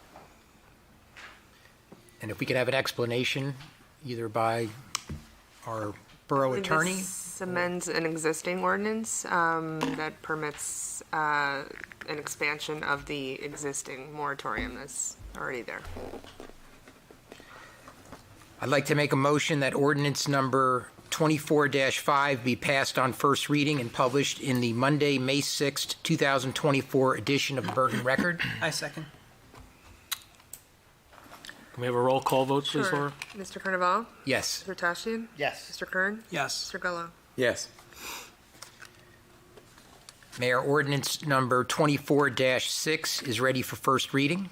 Will the Borough Clerk read Ordinance number 24-6 by title only? Ordinance 24-6, an ordinance to exceed the municipal budget appropriation limits and to establish a cap bank under NJSA 48:4-45. This ordinance is an annual budgeting mechanism that usually parallels our budget process that allows, I don't know if you want to expand, but it allows a certain percentage to be set aside within the budget should it be needed in future years. I'd like to make a motion that ordinance number 24-6 be passed on first reading and published in the Monday, May 6th, 2024 edition of the Bergen Record. Do we have a second? Second. Laura, can we have a roll call, please? Sure. Mr. Carnaval? Yes. Mr. Tashian? Yes. Mr. Kern? Yes. Mr. Gullo? Yes. So moving on to the Planning Board. The Planning Board held its regular meeting on April 2nd, where there was discussion on the new sign ordinance. As stated in the letter we received from the board attorney, Mr. Gibling, the board did find the ordinance to be consistent with the master plan. There was also discussion regarding the directive from the mayor and council for the board to undertake a re-examination of the master plan for the purposes of looking at areas that were not addressed during the last re-examination, and as well, as the mayor said, to ensure the borough is prepared from a planning standpoint for the new affordable housing legislation that was recently signed into law. The next meeting of the board is scheduled for Tuesday, May 7th at 7:30 p.m. The zoning board met on April 15th, where one pending application was discussed primarily as it pertained to proper noticing for the project being undertaken. The next meeting of the board is scheduled for Monday, May 20th at 7:30 p.m. And lastly, the Historical Committee met last evening, where there was continued discussion on the train station renovation project. And Ed, I just wanted to know if you had any updates as to when the architectural firm we hired is going to do their first examination of the train station. The borough attorney will further report, but as soon as the contract is ratified, they will send their first team members up. Okay. That should be very soon. Excellent. Okay. And as soon as we have a firm date, so I can let the committee know. Will do. Thank you. The committee also recapped the Seltzer event that Paul talked about that was held at the library and was a tremendous success, thanks to Sam Tripsis and everyone who worked to put that event together. Lastly, the committee also discussed topics to share with the community on social media regarding historical information about the borough, and there's more to come on this project. And that's my report, Mayor. Thank you, Council President. Public Safety and Emergency Management, Councilman Staff's not here, but I have the believe report. Councilman Gullo has his report. The Public Safety Committee met earlier this month. Topics included the offer extended to our new officer entering the academy, the incident at Oradell Public School, traffic calming measures, Oradell Avenue and Grant traffic, and upcoming events in town such as opening day for Oradell Little League. Mayor Koth and Police Commissioner staff met with administration of OPS to discuss the incident and hardening of the campus measures. We continue to ask residents to maintain the speed limits and put their cell phones down to avoid distractions, with spring sports, increased outdoor activity well underway. If you see any streetlights out, please report your location to DPW and remember to not leave your key fobs in your car. This concludes my report. Councilman staff. So just one other thing to add, Ted. Really want to commend the police on their annual golf outing yesterday held at Hackensack Golf Club. They hold this outing. It's the second time they've done it to raise funds for their community policing initiative. And I think last week they were extremely busy out in the community at PSC&G and other places, engaging the kids of PSC&G's employees for Take Your Sons and Daughters to Work Day and other things, and talking about what the police department does. And I think it's just really excellent to see the department's interest in mending with the community and wanting to be a vital part of it and engaging everybody. So really well done at their golf outing. I think they were very successful. Everybody had a blast, and certainly their hard work will go on to continue additional scholarships and other community policing initiatives. So I just wanted to give them a shout out for that. Library, environmental, beautification, ... Make it easy. Due to some personal health issues, I did not attend meetings this past month, but I did have a call with Economic Development, and they're looking to figure out how they can sort of relaunch. And so I put it on Amy Garber, and so they're going to come back with a plan next month, and hopefully I'll be able to report on that. And that's all I have, Mr. Mayor. Thank you very much.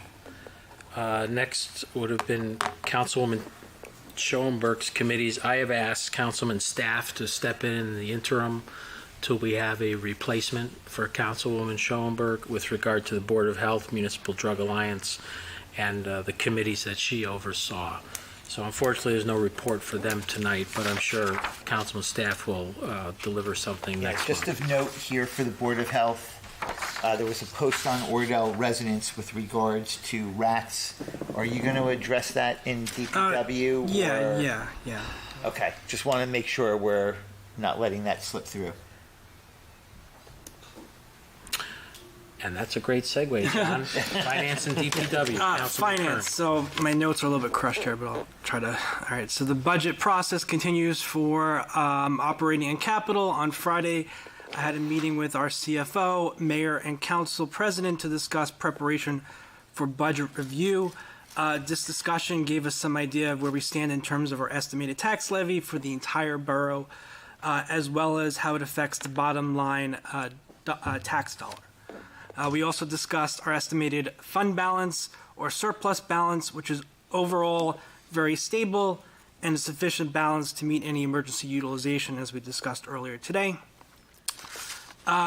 We had also discussed in council session today the opportunity to review certain line items and ultimately move on to finalize our budget to reflect the most efficient resolve for this year's budget. The next step in the process is to place the budget for considered vote in a mid-May session. Moving on to DPW, I'll defer to our engineer first. Sure, thanks. So I do have a couple items to update, John. One, obviously, the mayor had touched on, which is the marginal road sewer rehabilitation work. All the documents have been submitted over to New Jersey Transit at this point. We're just waiting for them to issue the official permit so that we can begin on the project. We've been in communications with the contractor. I know they have already called in for utility markouts. So as soon as we get the green light from New Jersey Transit, they can work to get everything scheduled. We're going to have to obviously coordinate with the police department because it's going to require shutting down of that intersection or that roadway Right. when they carry out the work. So I've also asked our traffic folks to provide as much advance notification with our mobile signboards to advise the public that the eastbound side of New Milford Avenue will be closed for a period of time while this work is undertaken. So people should take note of that. That will be a large inconvenience that you will not be able to go down New Milford Avenue towards Madison. Correct.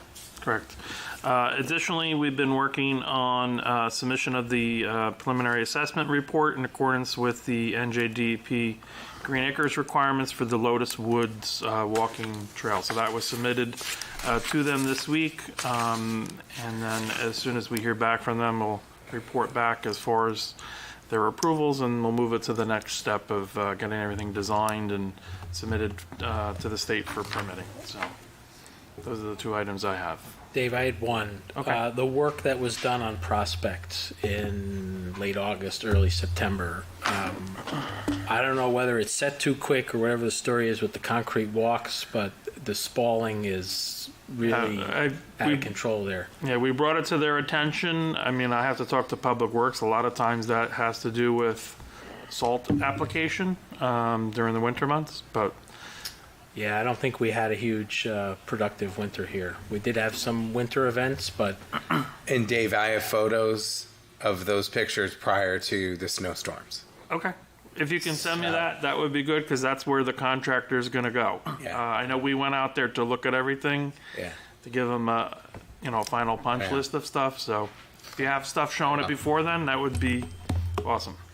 And then is there a plan for DPW or the contractor to install those pavers where the two trees were removed? That's on our list. They were supposed to address that as well. They haven't. So I'm waiting to hear back from them on that. And they have a couple signs still to get ironed out. So Okay, thank you. Yep. All right, moving on. The DPW committee met on April 15th. We discussed multiple options for fuel distribution, as we have completely agreed that we will not seek to move forward with an above-ground fuel tank storage system. Instead, we will just remove that old underground tank to be compliant with state law and seek underground and seek a credit card-like distribution program, as well as look for a joint agreement with Bergen County for the fuel facility that they have over there. We discussed capital requests, such as alterations, removing lights for the fields and replacing them with tools for field maintenance, which would cost around $135,000. We also discussed the need for a Midland Avenue pump station, which will need to be replaced due to the degradation of the mechanics over the past years, which would roughly cost around $72,000. The department followed through on some maintenance requests, including painting the lines at the borough baseball fields, and new layers of mulch on DPAC and Memorial, which Paul mentioned earlier. The department also placed orders for the repair of a water fountain at Memorial, and DPAC water fountain will need to be entirely replaced, unfortunately, but the superintendent will get me some numbers later and look into that further. The borough and the health department received multiple complaints and reports of vermin in just east of Kinderkamack Road, basically rats. I certainly know that this is the time of season for these creatures to scurry around, but certainly this is a major health issue. Basically, I asked the DPW superintendent to investigate, and I know that the health department is working to find out some answers as well. Hopefully we can find the source pretty soon. However, if this is an issue that is not an isolated one, we may have to work with the Bergen County Health Services Department as well to get this remediated. Also, I have an update for the trash bin collection bid that we asked to the borough administrator to put in. He said that we would have an update within the next few weeks. And as soon as I get more information about that, about the ongoing process, I will put that on my report as well and update everybody. Also, I received a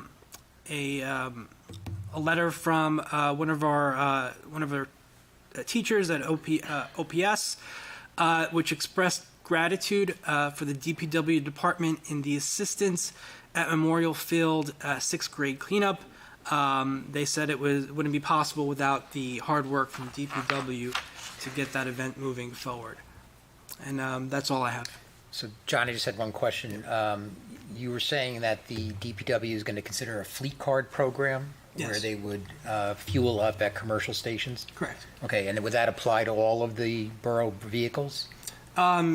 Pretty much as far as I know, it may be for some of them, but apparently, if looking at the fire trucks and the large trucks, we may not be able to do that with those trucks, so we would have to maybe depend on Bergen County for that. But most of the, light trucks and the cars, we can probably use with that flex. Yeah, I think this is still an open item we have to discuss because Ed has been working on the inquiry on a shared service. I don't know that that's going to come to fruition under terms that we want.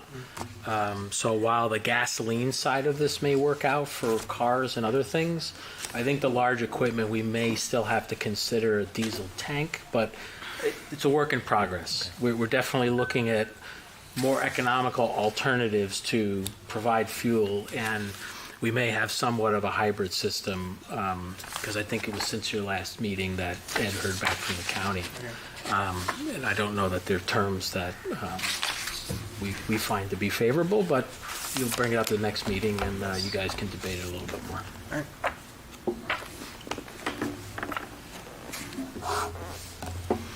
Okay, Technology, Communications, Recreation, Councilman Gullo. Okay, last month, the Technology Communications Committee did not meet due to a quorum. However, we are going to meet May 23rd. We are going to be hosting Dan Brown from DTM Consulting, which is a firm that the borough works with to service computers and our email and et cetera. So I've invited him to the meeting to come and speak to all the different board members to talk a little bit about scope of services as we look at other opportunities and potential efficiencies within the borough. So that's, again, May 23rd. We'll be meeting as a committee. The Senior Advisory Committee, they held an open house last Thursday. It was lightly attended, but they had about 20 people, various games, socialization. They are going to be doing some upcoming events, a theater trip on May 15th, and then there has been some interest to have a borough resident give a presentation on cybersecurity at a very high level. So that should be coming up in June, but obviously the dates will be announced. Recreation, as the mayor mentioned, Oradell Little League opening day was a huge success. I want to thank Dan Nymaning and the DPW department, as well as Roger Pressburger. There was great coordination. The day, the weather was okay, but the kids had a lot of fun. It was a parade, and it was nice. The Salinas brothers threw out the first pitch, so that was great. In any event, other recreation news, we are close to launching registration for the summer rec. That should be hopefully this week. We have the director, and she is working with various staff and other areas of the borough to do some programming. Again, that would be announced off the borough website as well as social media. And then just a reminder, I had mentioned at last month's meeting, the borough is moving to re-engage or reinstate the fob system on the tennis and pickleball courts. There will be a formal announcement off the website, but right now it's an annual fee for a fob of $25. And as well as we are going to move to a reservation system given the popularity of pickleball and the use of the courts.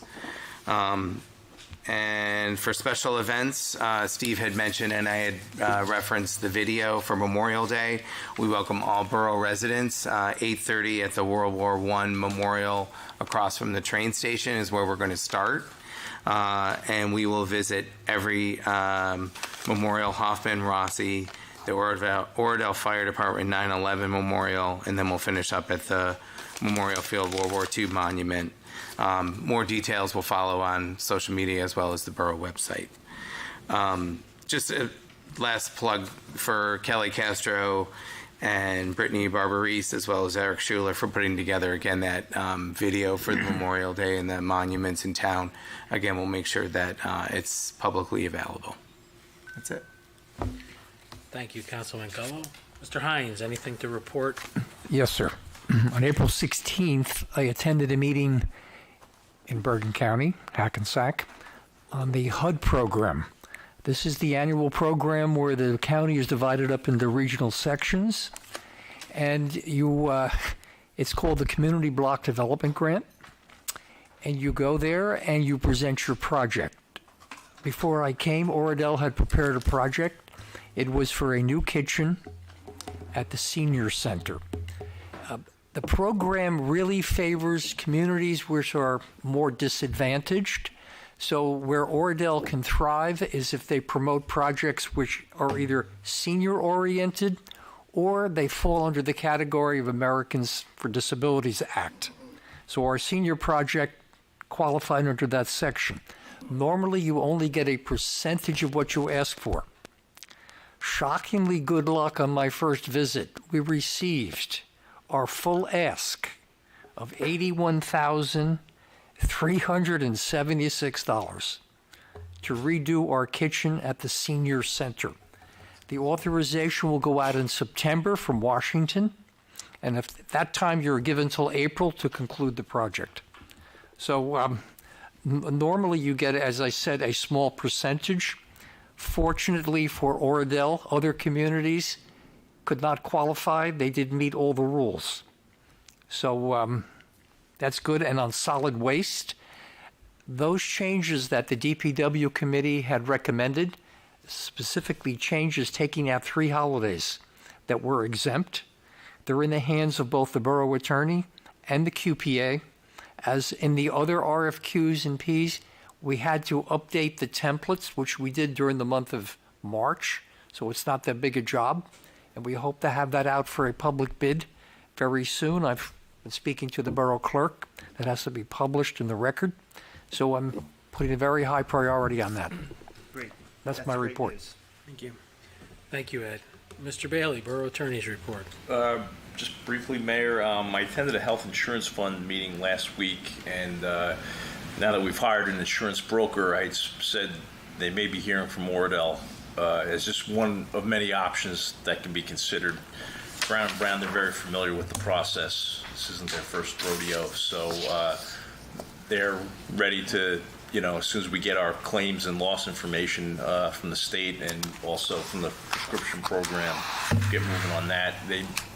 I think they may be able to do something on the prescription stuff quicker than actually a full-on consideration or evaluation of transferring where the borough gets its health benefits from.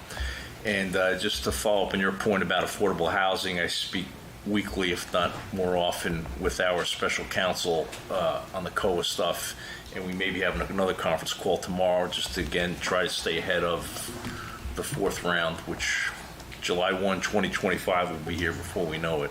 All right. And that's all I have, sir. Thank you. Nobody has anything further. I'll entertain a motion to adjourn. So moved. Second. All in favor? Aye. Any opposed? Thank you. Have a good evening, everybody.